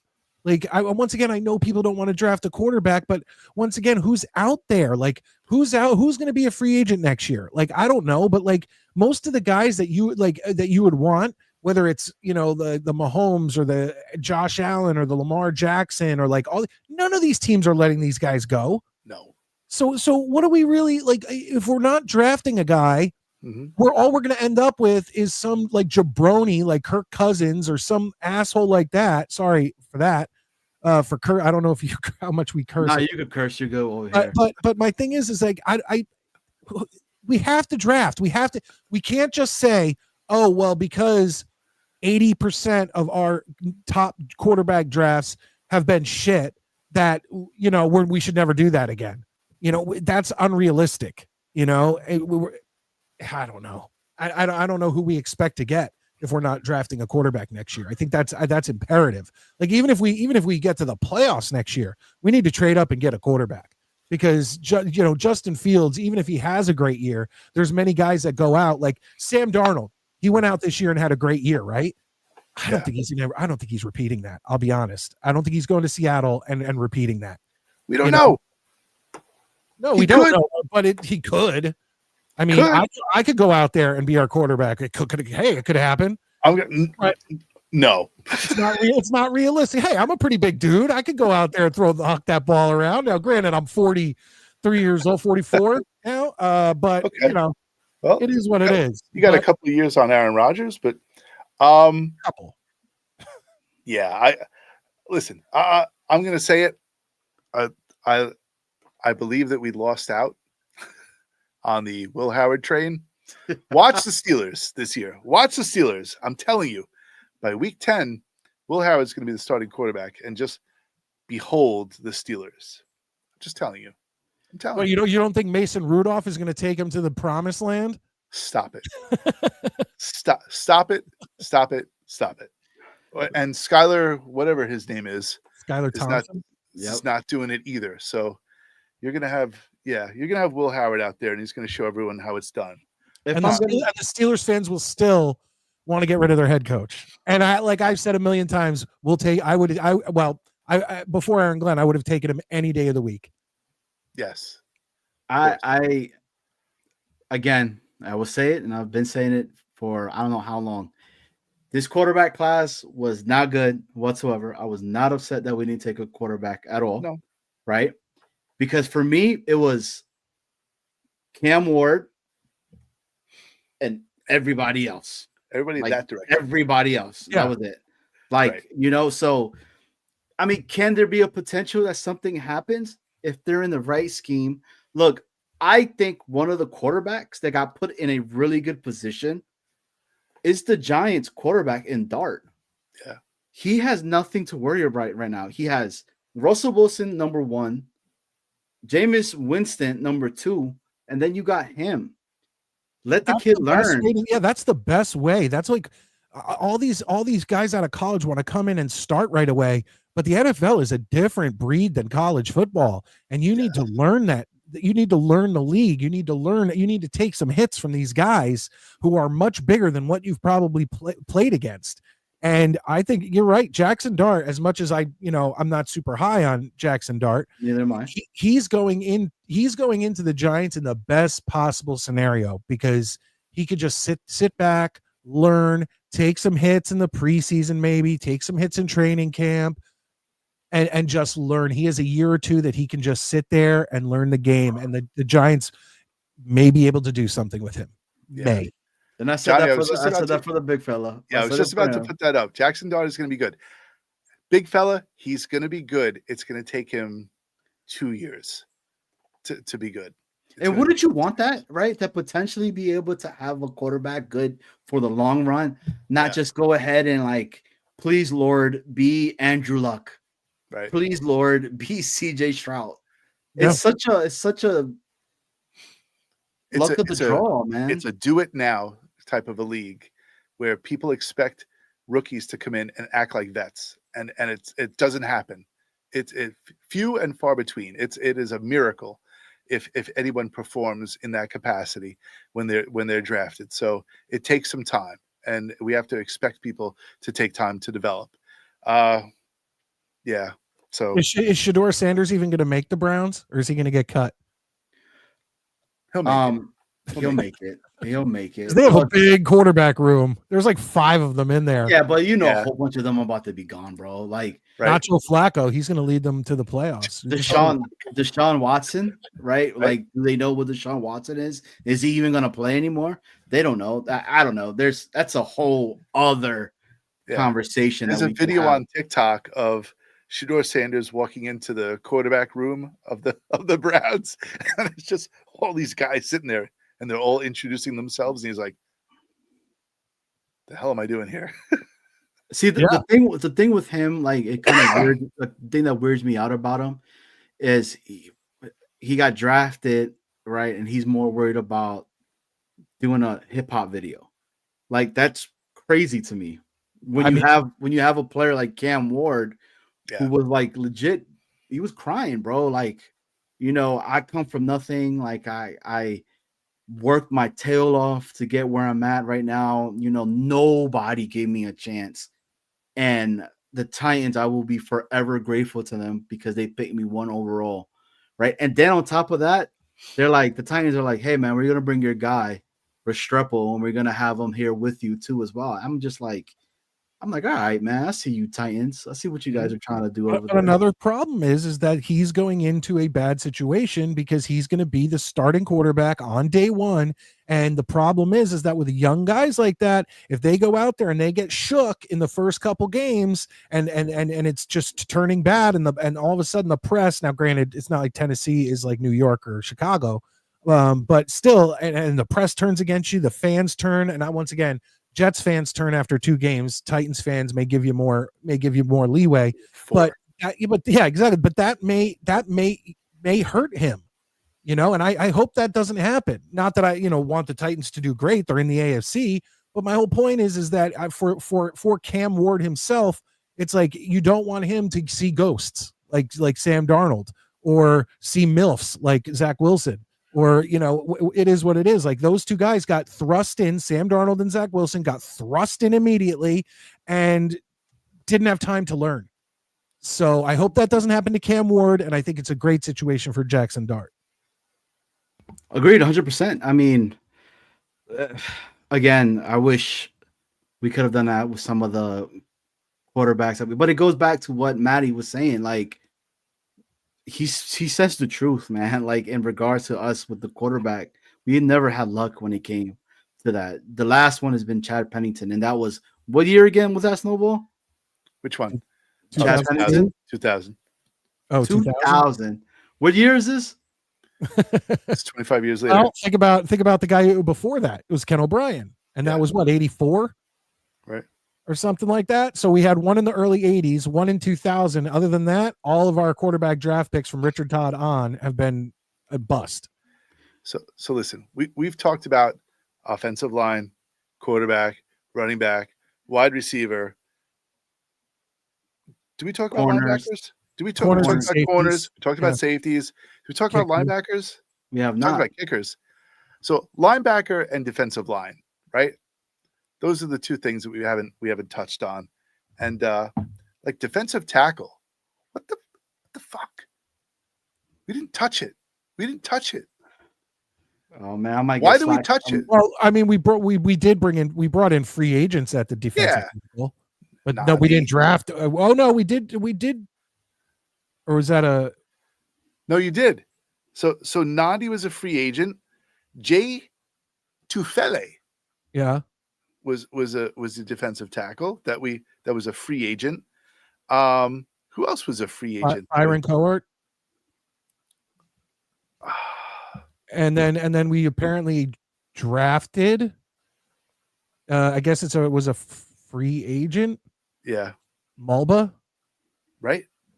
Yeah, Mulba. But honestly, that doesn't give me any. No, that doesn't make you all warm and fuzzy. No, not at all. Yeah, from right. Dan Murphy's like from West Virginia U, right? They have Leonard Taylor in the third position. I gotta say this.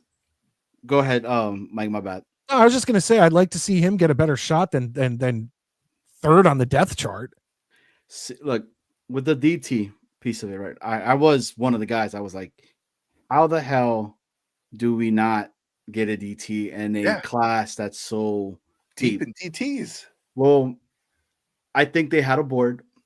I think they had a team that sits in our division that kept going in front of us. Picked a lot of these guys. Patriots. Right? So exactly, right? So they were like, what the fuck? Like, why are they doing this? Like, what the hell is going on? Can I hate them for that? No, because that shit was smart. Like, I mean, if we had the capability to do that shit, you're telling me we wouldn't want to stick it to the Patriots or to the Bills, especially the Dolphins, because I hate the Dolphins. I like what we have with Dedrick Nandi a lot. He's not talked about enough. That dude is a beast, okay? He's been a beast since high school. I remember watching him play out here when he played for, I think it was First Colonial, if I'm not mistaken, just a monster. Then he went to FSU. Then he goes to Kansas City. Everywhere he's been, that dude's won constantly. He brings that championship caliber. Okay. We have Leonard Taylor, the forgotten one. Leonard Taylor was a monster. That dude's first step is crazy. Not talked about enough, right? He's an undrafted free agent. The reason supposedly he dropped was because of his attitude, issues off the field, whatever. Then we got these other guys that are coming in. I think we'll be okay. Linebacking core. I mean, when you look at your defensive tackles and ends and linebackers, it doesn't look bad. Like just looking at it, it doesn't look bad. Right. But the problem is the depth and the injury if someone gets injured.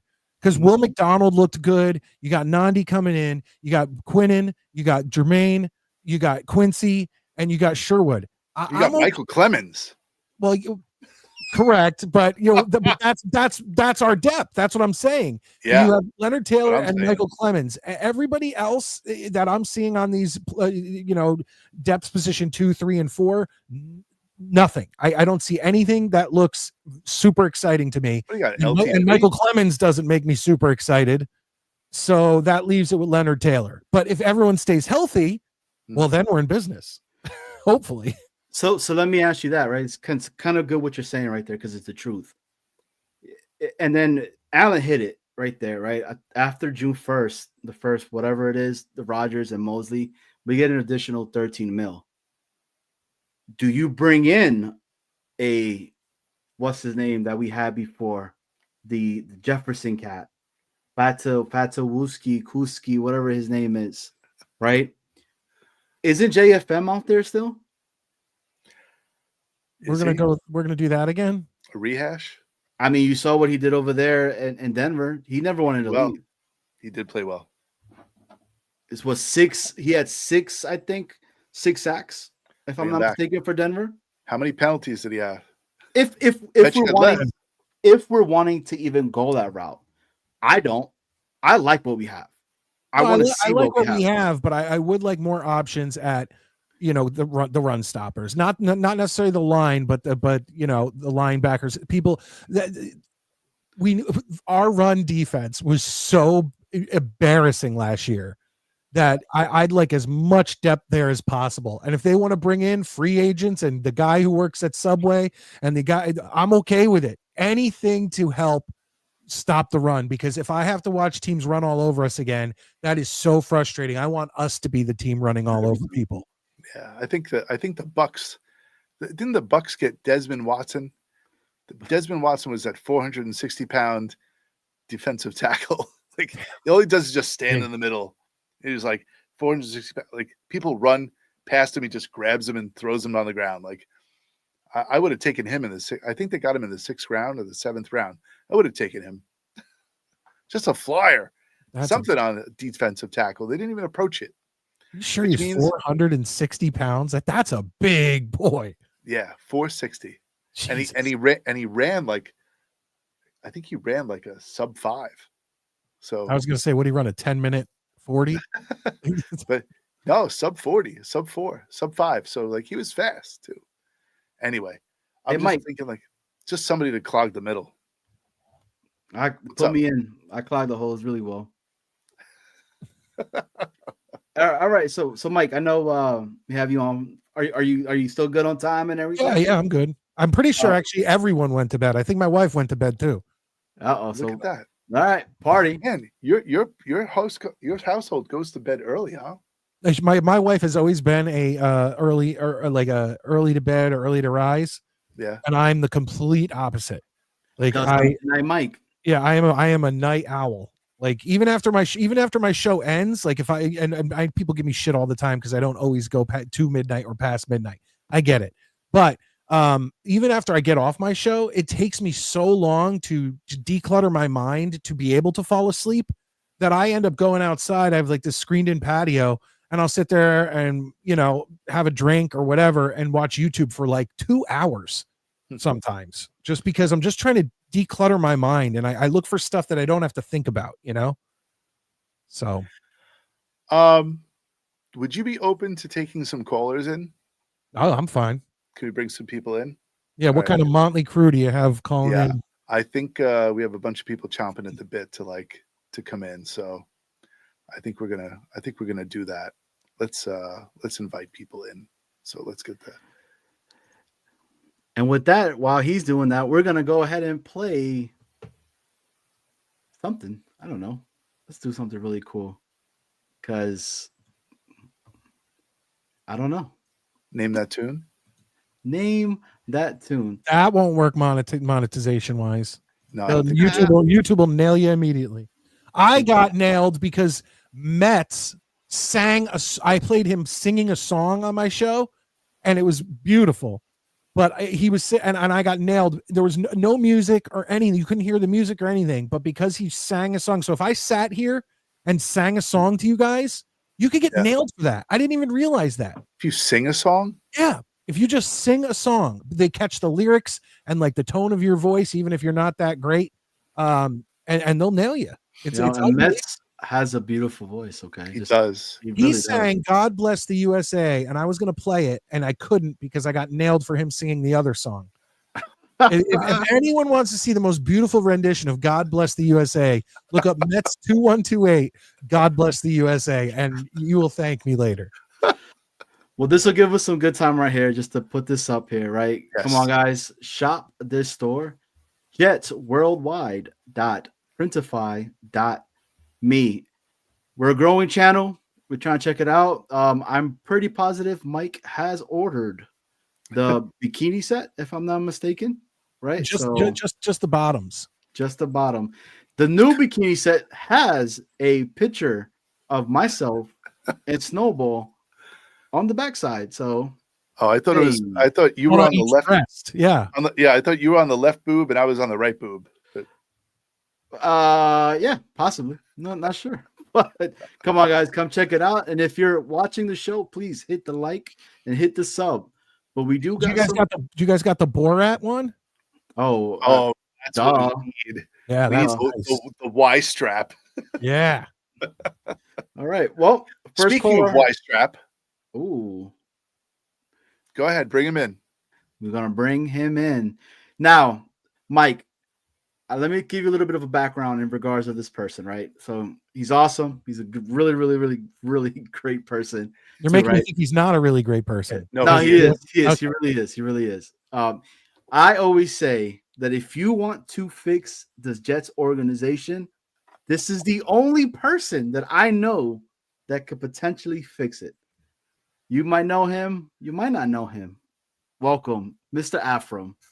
Hello, Afram. Oh, MidNite Mike. Nice to meet you. You too. Fun chat today. Afram, you always come in with a great take. So I'm waiting for your great take.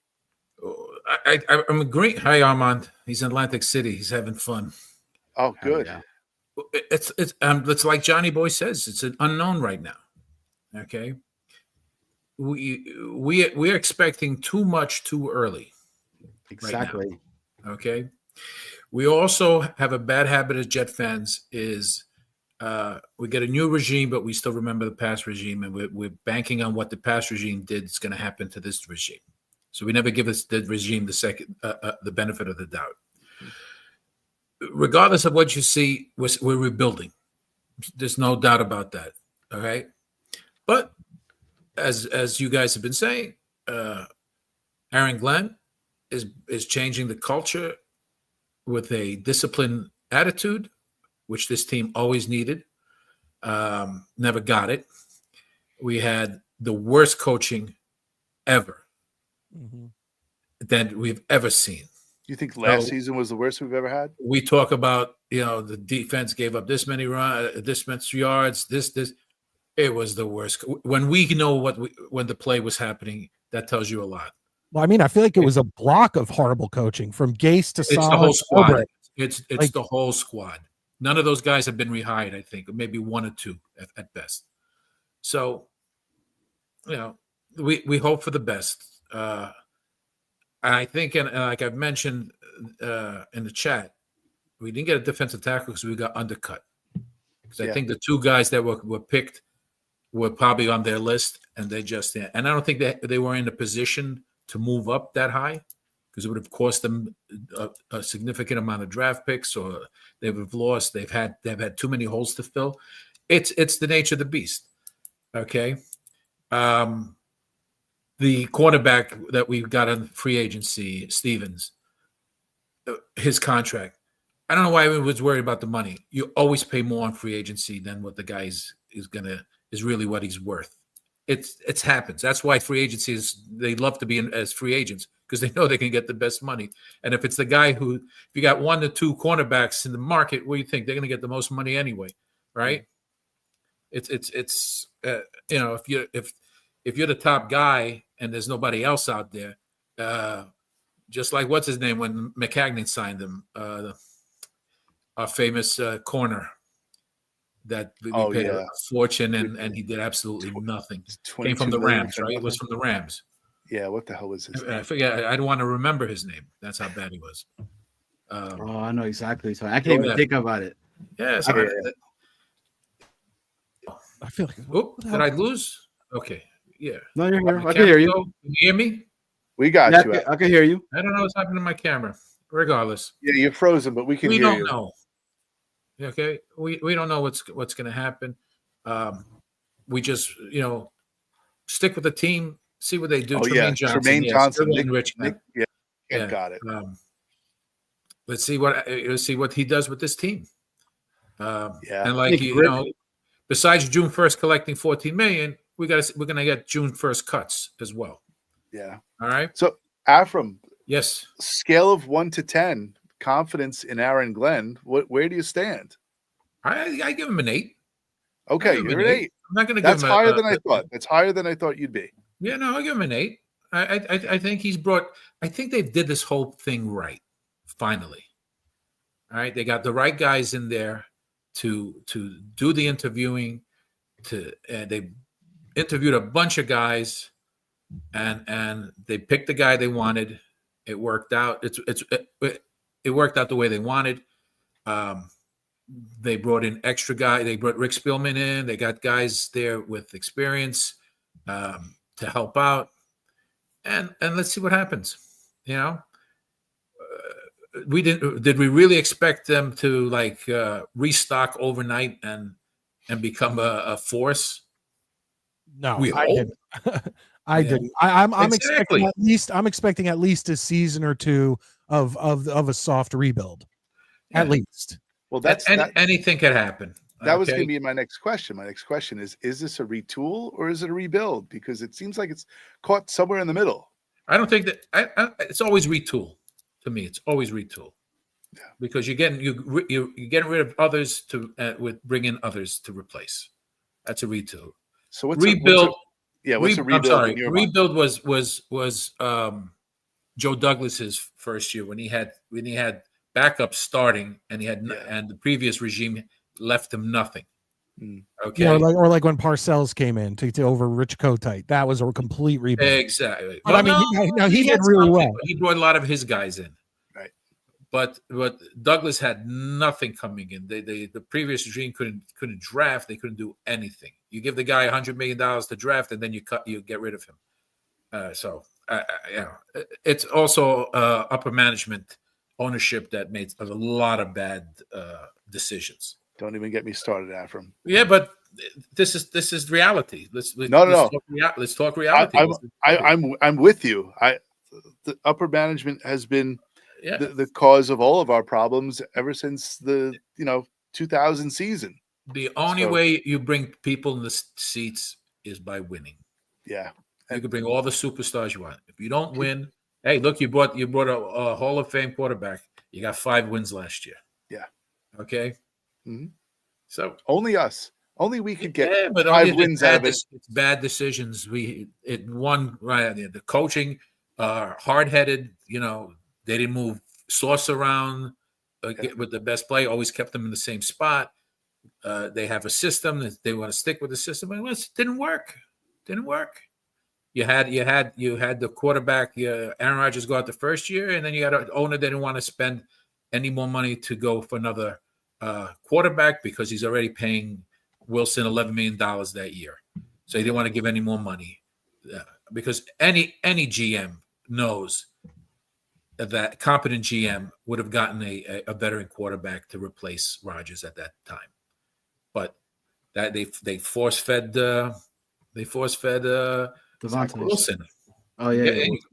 You saw what he was supposed to be redshirted that year, and they Got elevated to starter. elevated to starter overnight. Yeah, and what do you Yeah. wait a minute, time out. They brought in some great veterans. You know, you had Tim Boyle, you had Trevor Siemian. And when did they bring him in? When did they bring him in? I mean, whether they brought him in the next day or they brought him in week 10, it doesn't matter. They all sucked. But what did you have?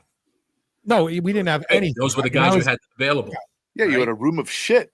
Exactly. No, they had a point where they could have brought in like Gardner Minshew or someone like that, and it would have been better than all three of them. They could have brought a Brissett. They could have brought somebody in. They had him available at that time, early in the season.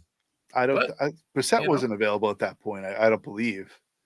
I don't know if there was some guys available at the time. They didn't want to pay the extra because they probably would have had to pay a little bit above what he was worth because of the necessity.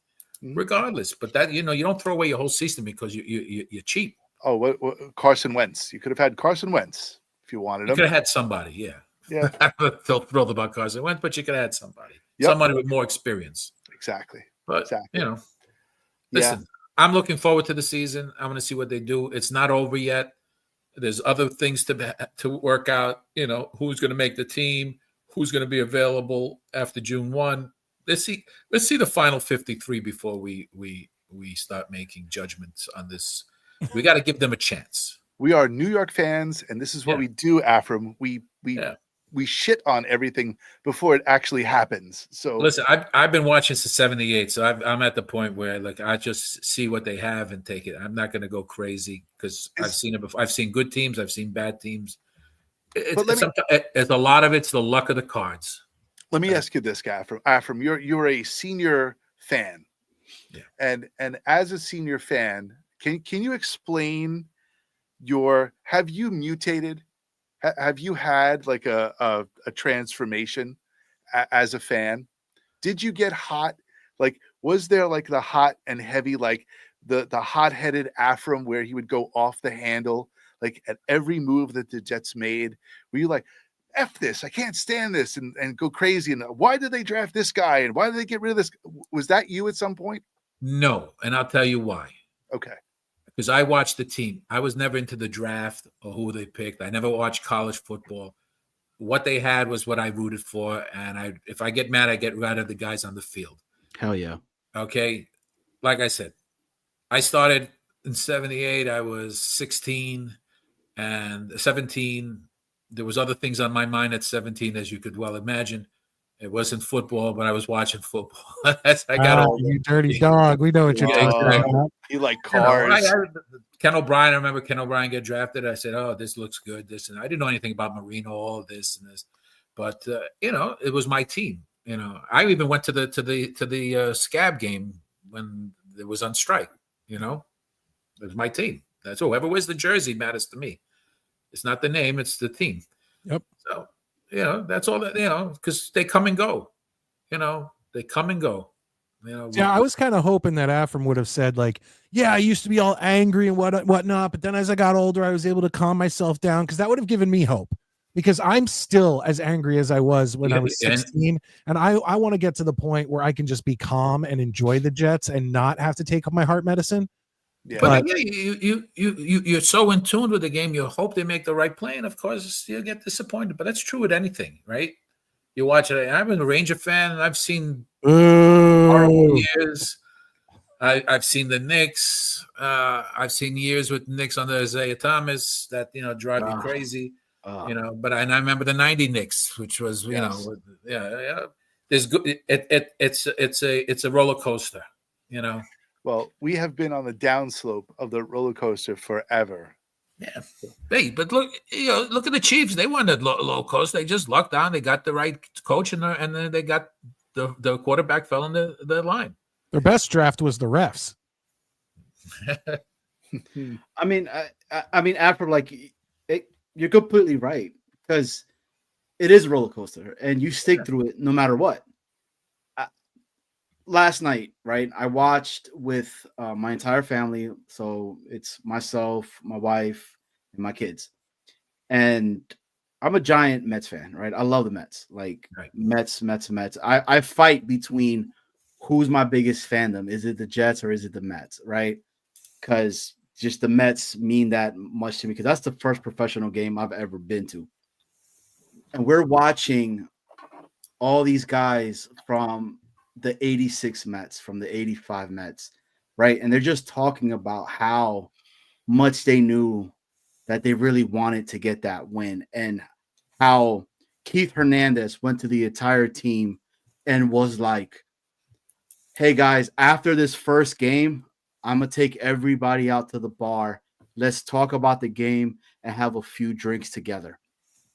And he said after that, it was a constant after every single game that these guys would go ahead and do that. But to see the magic that when our teams are doing so well and what it does to the entire state, what it does to people in Jersey, what it does to people in Connecticut, what it does to people in like, because I feel like our fan base is planted everywhere. And to see that last night, my wife goes to me, she's like, I understand why we're Met fans now, and I'm like, yeah, dude, she saw it. She saw it because of the people that came on there and was like, I remember where I was at when this game happened and when Mookie Wilson had, 16 tries at bat and got that one that went right under Bill Buckner's legs. Yes. And they still talk about the 86 Mets and people are just still talking. My dad talks to me about it to this day, right? My dad's always like, man, you just wait till that happens. Wait till you see it with the Jets. I know that's the 86. We're gonna be waiting a long time. I know, but I hate to bring that up. But those are the teams that I root for. That's my fandom. Yeah. Where I'm die hard. Right, like that's why I mean. I'm glad you have that. That you can just get on that 86 team because for me it's so hard because there was 96, 98, 99, 2000, 09. It's just too much in my head. I'm glad you can focus on that 86 team. Well, that's a Yankee fan right there for you. So what else do you have? But I mean, again, like I tell my dad, I'm like, Dad, I think that because I put so much into the Jets now that I'm a lot older, that I think it would mean more to me, right, to say this with my pop. Because my dad was really young when Super Bowl III. I don't even think he was alive, if I'm being honest with you. My dad was born in 68. When Super He Bowl was alive. 69. Yeah. Okay. So He was one. You know what I'm saying? So like January 69. He was on Earth when it happened. He was on Earth. Right. So he saw the with the 86 Mets and everything, but with the Jets, I think that it would mean a lot more. Like I legit think the Jets win a Super Bowl in my lifetime, I'm probably crying. Dude, my son that's one, he chants JETS, Jets, right? Like it's sick. It's nuts. Sick. It's crazy. It's like people are constantly like, I don't know, Rick. I know. I think I'd be able to survive it if the Jets won the Super Bowl. I don't think I'd be able to survive it. Like I'd be afraid I'd have a heart attack. I got a 24-year-old son who keeps blaming, why'd you make me a Jet fan? So it's just I'll tell him that it builds character. That's what it does. It builds. It makes you very attractive as a man to women because they know you're loyal. Yes. Absolutely. If a woman wants a loyal man, find a Jets fan. That's it. Hey, you remember 86 Mets. I was remembering the 69 Mets, and it was killing me because I was a Yankee fan. And I had to wait to 76 before they even, became good, and that was from 76. They lost 4 straight to the Reds, and then 77, 78, they finally won. So, and the Yankees were horrible during those early years. So, I mean, horrible. But you root for them because you always root for the underdog. You always root for the underdog. I don't know if the Yankees could ever be considered really underdogs, no matter how bad they play. No, Yankees, no, you're in the '80s. You should remember if you were born in the '80s. The '80s weren't good for the Yankees either. Wait, hold on. Yeah. The Yankees are the winningest team of the 1980s. They just never won a World Series. No, they spent too much money on free agents and never put a real team together. But they won, but they always lose in the playoffs. Yeah, they always lost in. Yeah, pretty much what Aaron Boone's doing lately. So, but that's a different story in itself. But listen, let's give this team a chance before we worry about who they picked in the draft, because we watch a few highlights on YouTube, and this guy, they should have got this guy. This guy, we always overvalue players. We just don't know what's going to happen. You know, it's the we truth, don't. man. It's the truth. Like we don't know these undrafted free agents that are coming on. We could only hope that they turn out. They're going to be coached, hoping the right way, right? So they could be solid contributors to this team itself. You got one guy who said in 2012 the Seahawks had an F for their draft, and they drafted Bruce Irvin, Bobby Wagner, and Russell Wilson. Mm-hmm. I said, who are these guys? Yeah. Well, you brought 14 UDFAs in. Hopefully you get one. Coaching matters. Yeah, coaching. It still matters.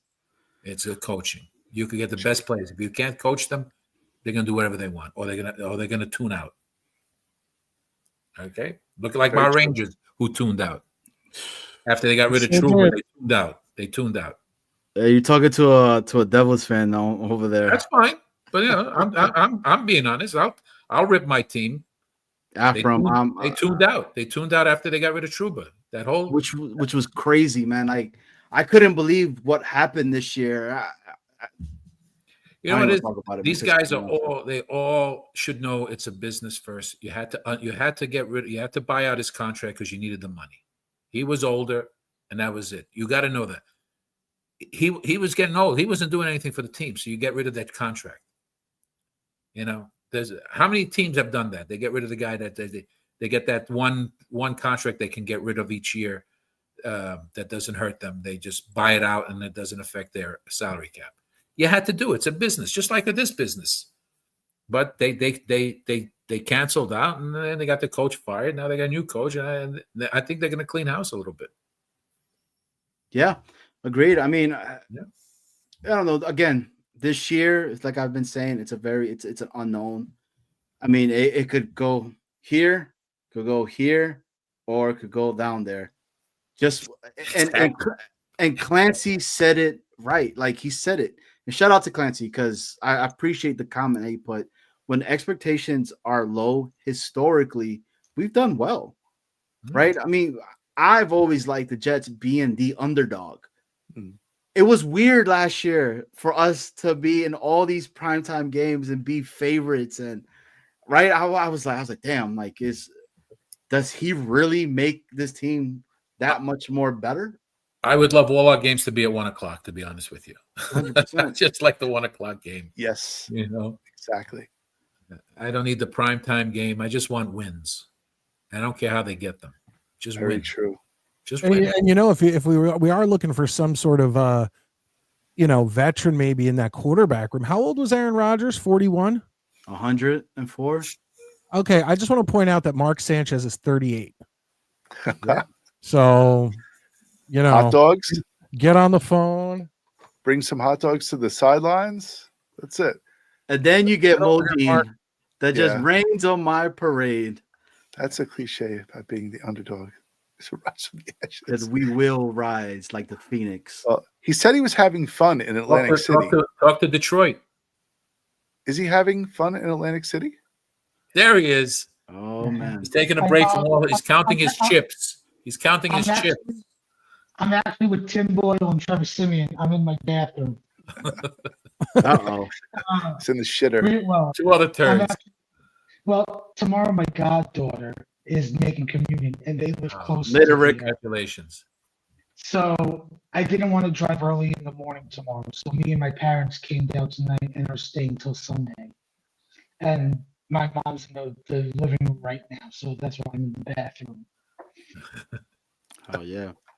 So Armand, we haven't seen you in a little bit. So your thoughts on what the Jets are doing? Like, are you on board? I mean, they signed your twin brother. They drafted That's him. probably that's probably everybody now has two hormones in their lives. Me and Member. It's the truth. Well, hopefully we see him for the next 10 years on the offensive line.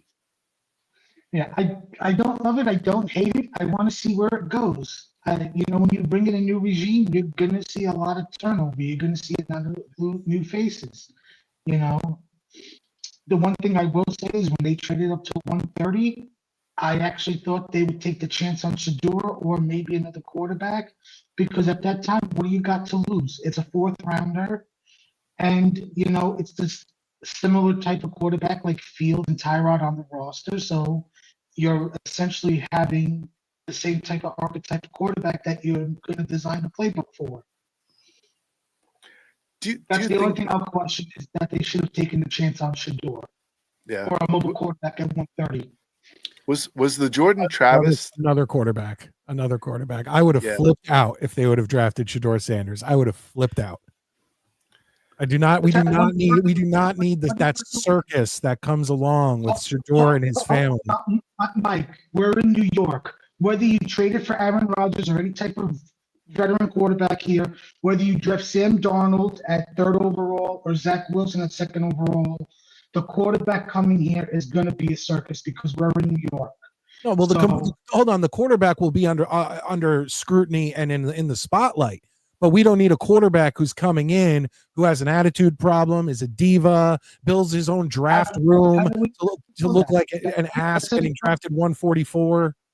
Like he's done way too much since he left Colorado till now. And I wanted nothing. We already had the circus with Aaron Rodgers. Let's get past that. That's why I'm so glad we didn't take Shador. We're always going to have a circus with the quarterback position. It's New York. There's a difference between a circus and a spotlight.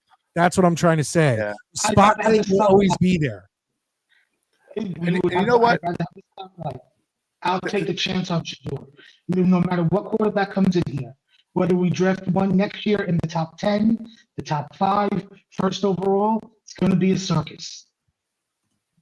I just think there's a difference. There's a difference. Yeah, I just don't think that there was there's no circus with Justin Fields. No. He's coming in. He's doing his job. There's a spotlight on him. There's a magnifying glass on him, no doubt. But there's not a circus that follows him and diva attitude and all that other stuff and entitlement.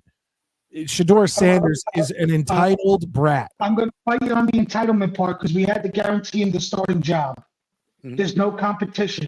He was guaranteed the starting job. That's why he signed with us. Besides $30 million guaranteed for week 1. He's guaranteed the starting job till he screws up.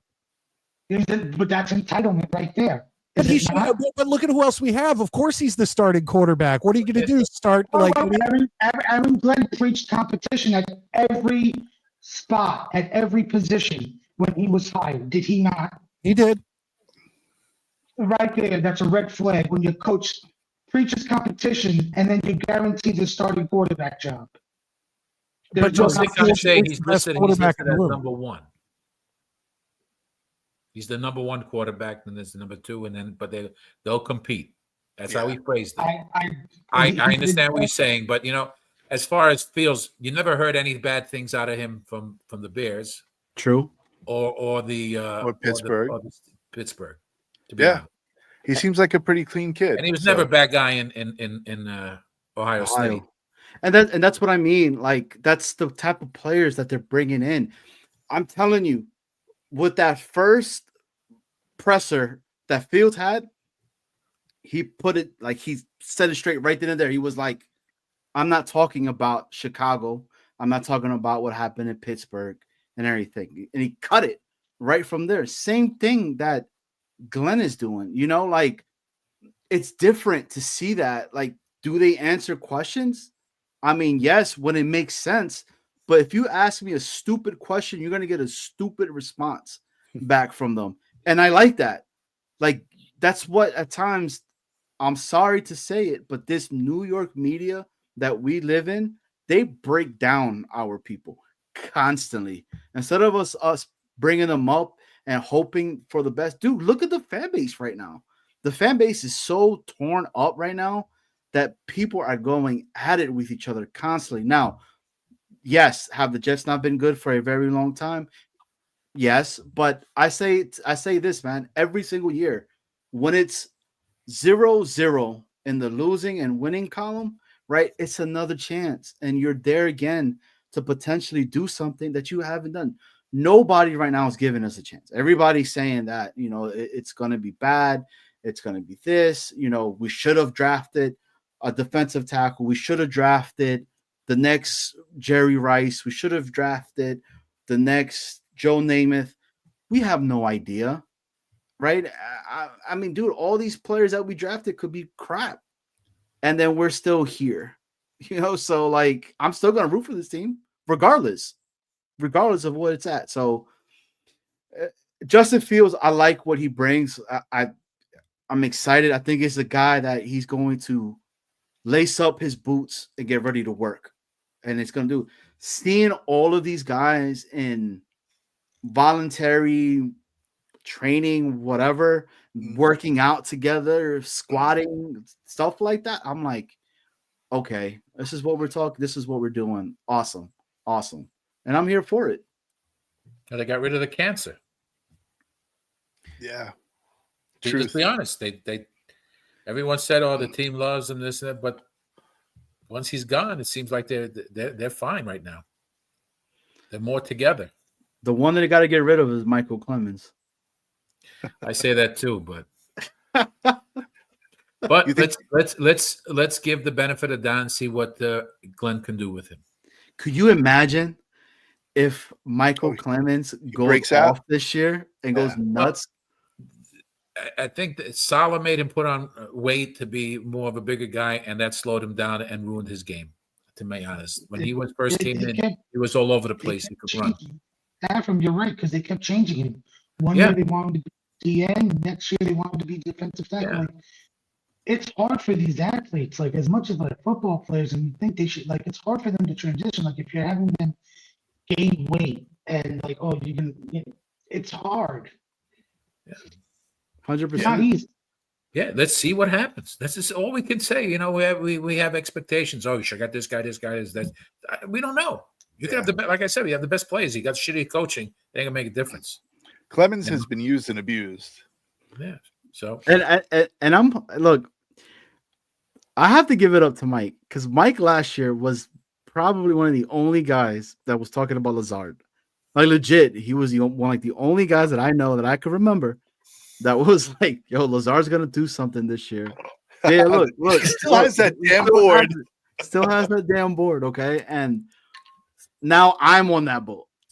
And people looked at me nuts. Look, do you guys want me to read the wide receivers that are out there? Nah, you read it already. I know who's out there. Like it's crazy to me. So I'm like, why would I not want to take Lazard over these guys?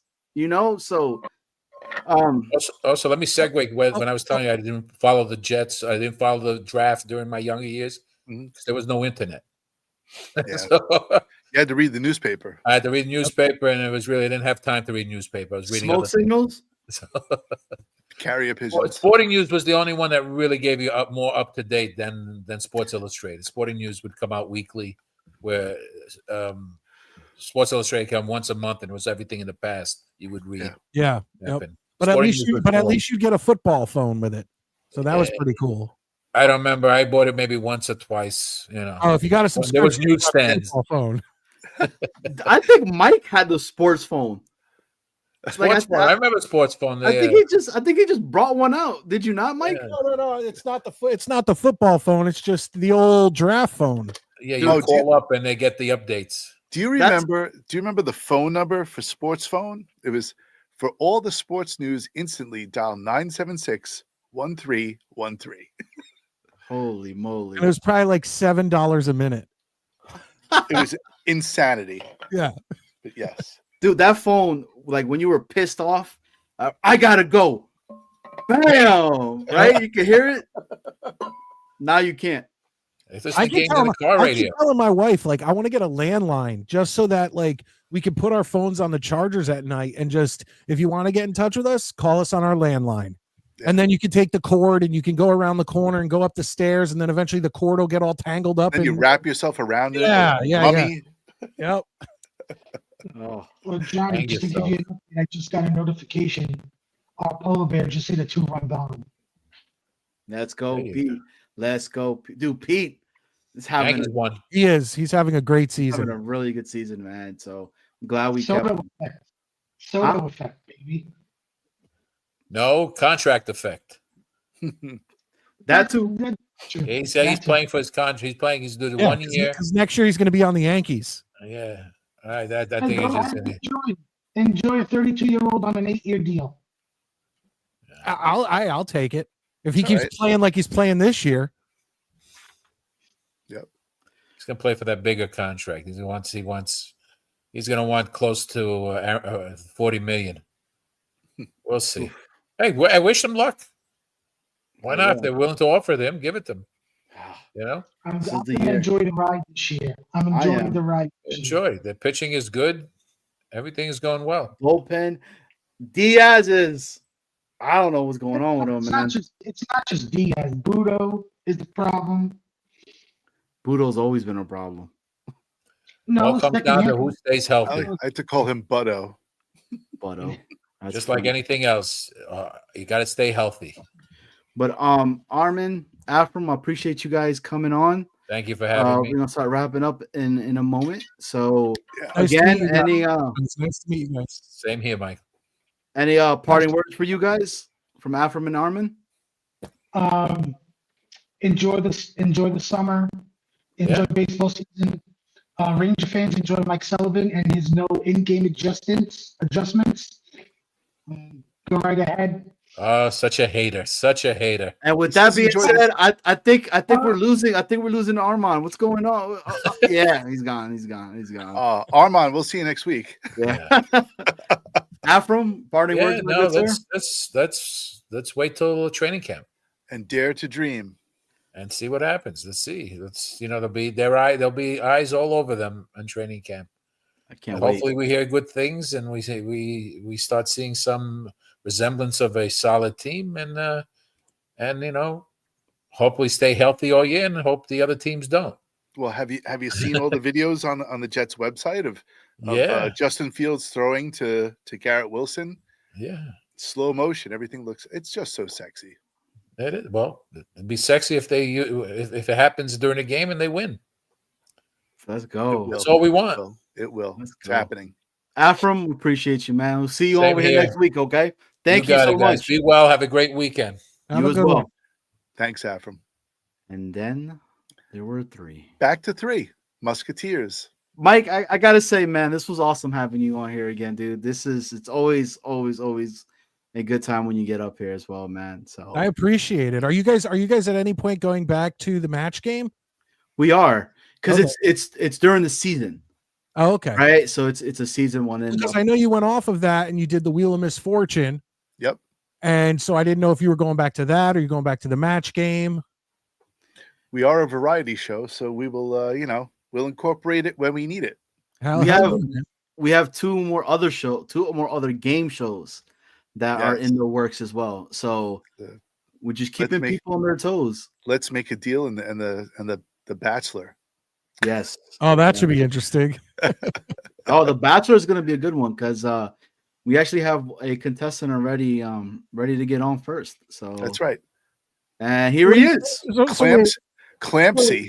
So wait, what are you gonna do? You're gonna have like Genergy on here, and she's gonna have to like have all these like thirsty guys. Bachelor number Thirsty 1, Jets Bachelor fans. number 2, and Bachelor number 3. Yep. Say hello to Genergy. Yeah, And the other one is going to be Modine. Modine's going to be on here too. Yes. I don't think you're gonna. Are you gonna? Can you get enough girls to be bachelorettes?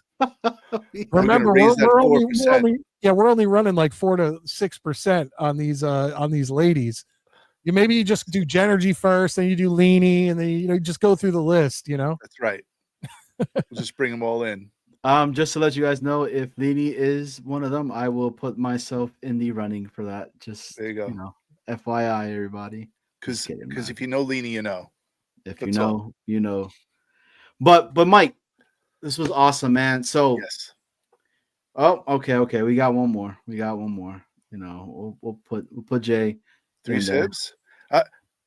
Hair on point. Always. Three sibs. No. Did you see the new hair? No. Three sibs, new hair, man.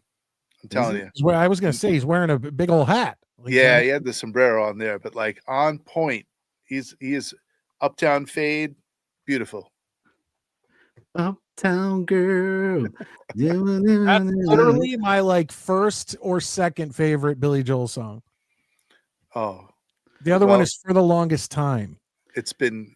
If those are your two favorite songs, it's been nice knowing you. Hey, I didn't say favorite overall. I said favorite Okay. Billy Joel songs. Okay, Come on, Yeah. give me a break here. there's more. Listen, you're talking to a Long Island guy, so I'm very partial. He's special No, I love Billy Joel. to me. But you know what's weird? My wife hates Billy Joel. I don't get it. Yeah, I don't get it. It's like once again, he's not like what you I wouldn't say that he is an excellent musician. Like he doesn't blow your mind the way like if you watch like the drummer from Rush or Phil Collins play drums, or you watch Slash or Eric Clapton play the guitar or whatever. But he knows how to, Billy Joel, better than almost anybody, knows how to write a hit song that like the masses will love. And it just goes from the 70s into the night to River of Dreams in the 90s. Like he just knows how to write good music that like almost anyone except my wife can enjoy. Yeah. I have a funny story about Billy Joel. That a student of mine went off to college, and Billy Joel was a guest speaker. And Billy Joel was up on stage, and he said, "Okay, I'll take somebody from the audience, and I'm going to play with them." So my former student got up, and he was like, "I want to play with you." And he goes, "Okay." And he brings him up, and he sits him on the piano. He goes, "Okay, I'm going to sing." He goes, "You're going to play piano," right? He said to my student, he goes, "You're going to play piano, I'm going to sing." He goes, "We're going to do Piano Man." And he goes, "Okay." He goes, "You know what key it's in?" He goes, "What key do you want me to play it in?" He goes, "I'll play any key you tell me to." He's like, "All right, this kid's got balls." And he played the piano probably twice as good as Billy Joel played piano on Piano Man. And he was like, the whole time he was just like enamored with the kid. Excellent musician, Billy Joel. Yeah. But you said it. He is the ultimate entertainer. He is the entertainer. Yep. Yeah. He knows how to write hit songs, and there's a lot of hit songs out there that you just get tired of. For me, I could listen to like Billy Joel's greatest hits, over and over and over again. Yeah. But unless my wife's in the room. I tell you guys this, right? Just don't go changing to try and please me. Okay? Just you've never done that to me before. Okay? So dude, but it's the truth. Like you could say a lot of I'm a big Billy Joel fan as well, right? So like Long Island, like it's Piano Man is a must at every single bar I ever gone to, where at the end of the night everybody's just hammered, and that's one of the songs that is getting played there at the end of the night, so well again, I do have to say, if you'd say goodbye to me tonight, there will be Jets history still left to write. Wow. What else would Wow. I do? I'm so inspired by you. Yeah. That Yeah. hasn't happened for the longest time. No. So anyway. Johnny, we have to do the wheel. We have to do the raffle. but what's the matter with the clothes I'm wearing? Oh, Dude, I'm telling you, you could just like You can have a conversation. There's a whole conversation with Billy Joel lyrics. eventually I'm just going to start quoting songs that have nothing to do with what we're talking about. Yeah, exactly. Well, let's do this. I mean, Harry Truman, Doris Day, Red China, Johnny Ray. I don't know. Well, Joe DiMaggio. Richard Nixon, Studebaker Television, North Korea, South Korea, Marilyn Monroe. Yes, maybe. could Just be. stick to the rivers and the lakes that you're used to. Mhm. Oh my God.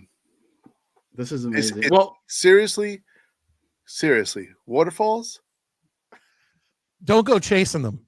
don't go. I'm sorry, chasing that was them. TLC. Clampsy is chasing them. Clampsy. I'm making fun of him. All right. So we're bringing on the wheel? Yeah. Hey, Mike. So this is the first time that we're doing this. Want to be part of it? Yeah. I want to see who wins this ring because I'm not getting it, which is pissing me off. So I want to see who gets it, so I know whose Okay. house to rob. So the ring is up for That's grabs. pretty sweet. We have people on the wheel. Let's present the wheel. Hello, wheel. Hola, Will. All right. There you go. Here we are. All right. So our wheel is made up of the following: Dylan Terraman, Leany, Artie, ISU, Daniel Murphy, FL Phil 98, Jake Asman, How does Jake Asman get on here? That dude already has a Super Bowl ring. Chef Kip. I know, but he made a purchase from. He was actually He was our first one. first customer. He He deflowered us. he broke our merch store cherry. So so it is I just laid back and took it. It was awesome. these eight right 4 8 yes Yeah. So 8 contestants are in the running for the Super Bowl ring. Now should I shuffle the names a little bit? We'll shuffle the names. Boom, boom, boom, boom, boom. Okay, so now here we go. One spin to win them all. What, it wasn't one ring to rule them all? Now, So Lord one of the spin. Rings. So all right, who's going to be Lord of the Ring? Let's go. Dun, dun, dun, dun, dun, dun, dun, dun, dun. Come on, I think it's going to be Chef Kevin gets the ring. All right, so Chef Kev is the winner of our. If Daniel Murphy won, you could have just called over to Dano's show and told him. That's right. Could just called in and be like, "Hey, Dano, just tell Daniel that he won the ring." So But Chef he didn't. Kev, Chef Kev did. Yeah, I know. Chef Kev did win the ring. So wait, congratulations. Are we calling him live? Are we calling him live? Best believe. All right. This is live. Can you guys hear it? You can. Z100 means today's best music. Now give me my money.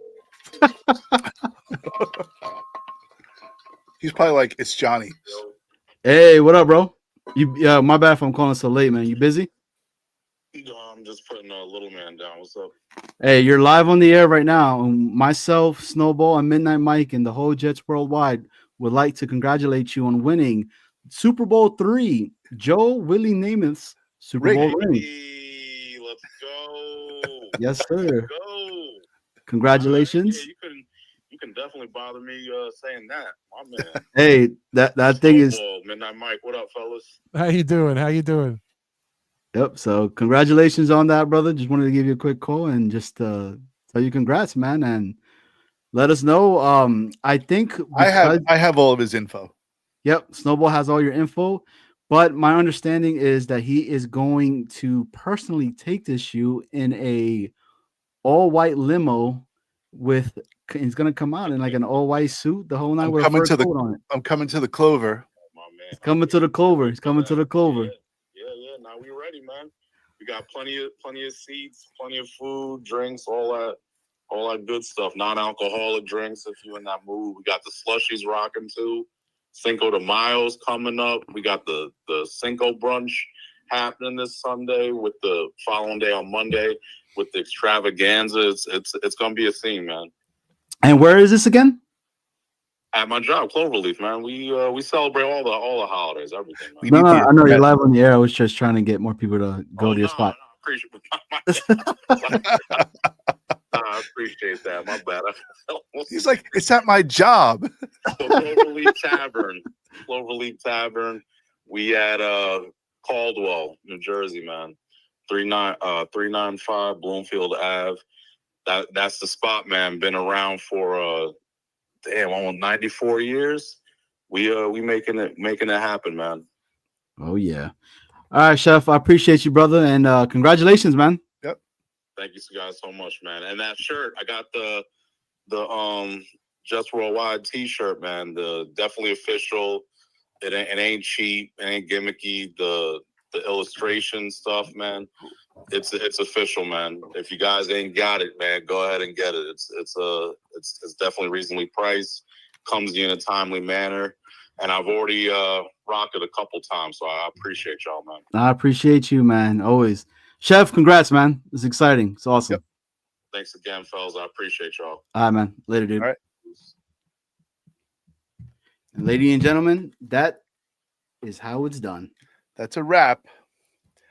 All right. Mike? So, yeah, on the way out of here, Mike. Where can everybody catch you on? I mean, I heard you have an awesome show. Oh yeah, it is pretty awesome. It is. MidNite Mike show. Tomorrow night we do our flagship show. It's Saturday night, 9 p.m. Eastern Standard Time. Tuesday nights at 9:30 Eastern Standard Time. And everything to follow me is all branded exactly the same. So whether you're on X, whether you're on Letterboxd, whether you're on Instagram, YouTube, or even my Gmail, it's all MidNite Mike Show, MidNite Mike Show. And I have a new Discord, but I don't know how to get people to that. It's still MidNite Mike Show. But if you want to get in touch with anybody from my show, it's on this new Discord. And if it pops into the comments section and you can join anybody, please feel free to come over. We'll be sure to terrorize it shortly. Oh yeah, we definitely are. We're always there. No problem with that. We got to go. There's a Bills fan in there who some DJ needs to be brought down a peg or two sometimes. But that's what my show is all about. Anybody who hasn't seen it, it's I let people from you cannot get blocked from my show unless I found out a couple months ago that if in the comments section people are putting in like N words or English cigarette word for gay people, that then I could get in trouble. So we don't block you if you put that stuff in. I have moderators who will just remove the comment. Other than that, you can come in, call me a piece of shit, call the Jets, pieces of garbage, and any word you want. No one's getting blocked. No one's getting banned. Feel free. Everybody's welcome. All right. Well, we would like to thank you for your crappy Jets takes, you piece of shit. And yeah, I do my best. All right. Well, MidNite Mike, thank you so much for coming on the show. We definitely appreciate you coming on. 100%. Look forward to having you back on again at some point, man. Absolutely. So, absolutely. Feel free That's to swing by anytime you want, call in, whatever you want to do. Okay. Always. Sounds good. Thanks. All right, Mike. Hey, go Rangers. Yeah, go Devils. Go Yankees, go Devils, go Jets. Have a good night, guys. All right, good night. Take care. All right. Well, that was fun. That Good was show. definitely fun. I'm gonna repeat it. If you have not hit the like yet, please do. If you have not subscribed yet, please do. And I don't know what we're gonna. I mean, I gotta ship this off to Chef Kev now. It's been in my possession for such a long time. I've grown very accustomed. I'm very fond of this ring, and now I have to close it and I have to put it in its little box and ship it off to Chef Kev. So that is what I'm going to be doing after we get off the phone, after we get off the show. The phone. I was thinking about the football phone from Sports Illustrated. So right? I'll be wrapping this up now, right? All the bubble wrap is going to go around it. And man, I'm going to miss you, Ring. It was awesome while it lasted. It was awesome while it lasted. That's true. All right. Well, thank you all for watching. Really appreciate it. Thank you for all the support over the almost 1 year, Johnny. I know. Can you believe that? Right? We got June, July, and August. That's it. Wow. Can you believe that it's about to be a year and popped another We're kid still out. poor. And we're still poor. Help, we're poor. This was awesome, man. We do it for the love That's all. of this organization and for you guys. You know, we try to be a little bit different in regards to the way we do things, and we hope that you guys do enjoy our content, right? We really do put time and effort to everything that we do. I mean, my man Snowball over here, all these graphics, all these cool things that are up here, that is him all day, every single day. And then Like, just the pure sexiness is that guy. This is a Jets Worldwide nightcap to all you cool young cats and gals. This has been a production of Jets World Wide. Outro. See ya. Take care.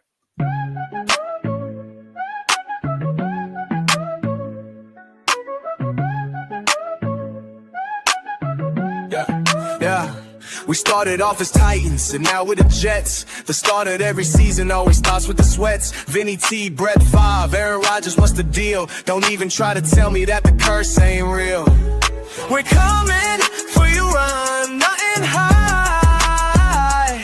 Snowballing Johnny Boy, it's Jets Worldwide. Why? Yeah, like and subscribe.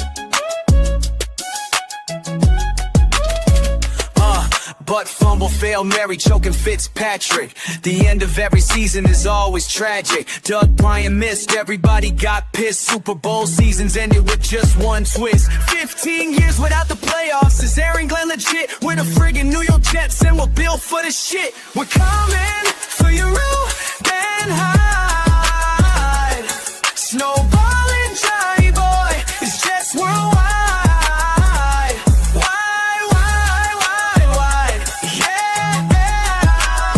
Like and subscribe.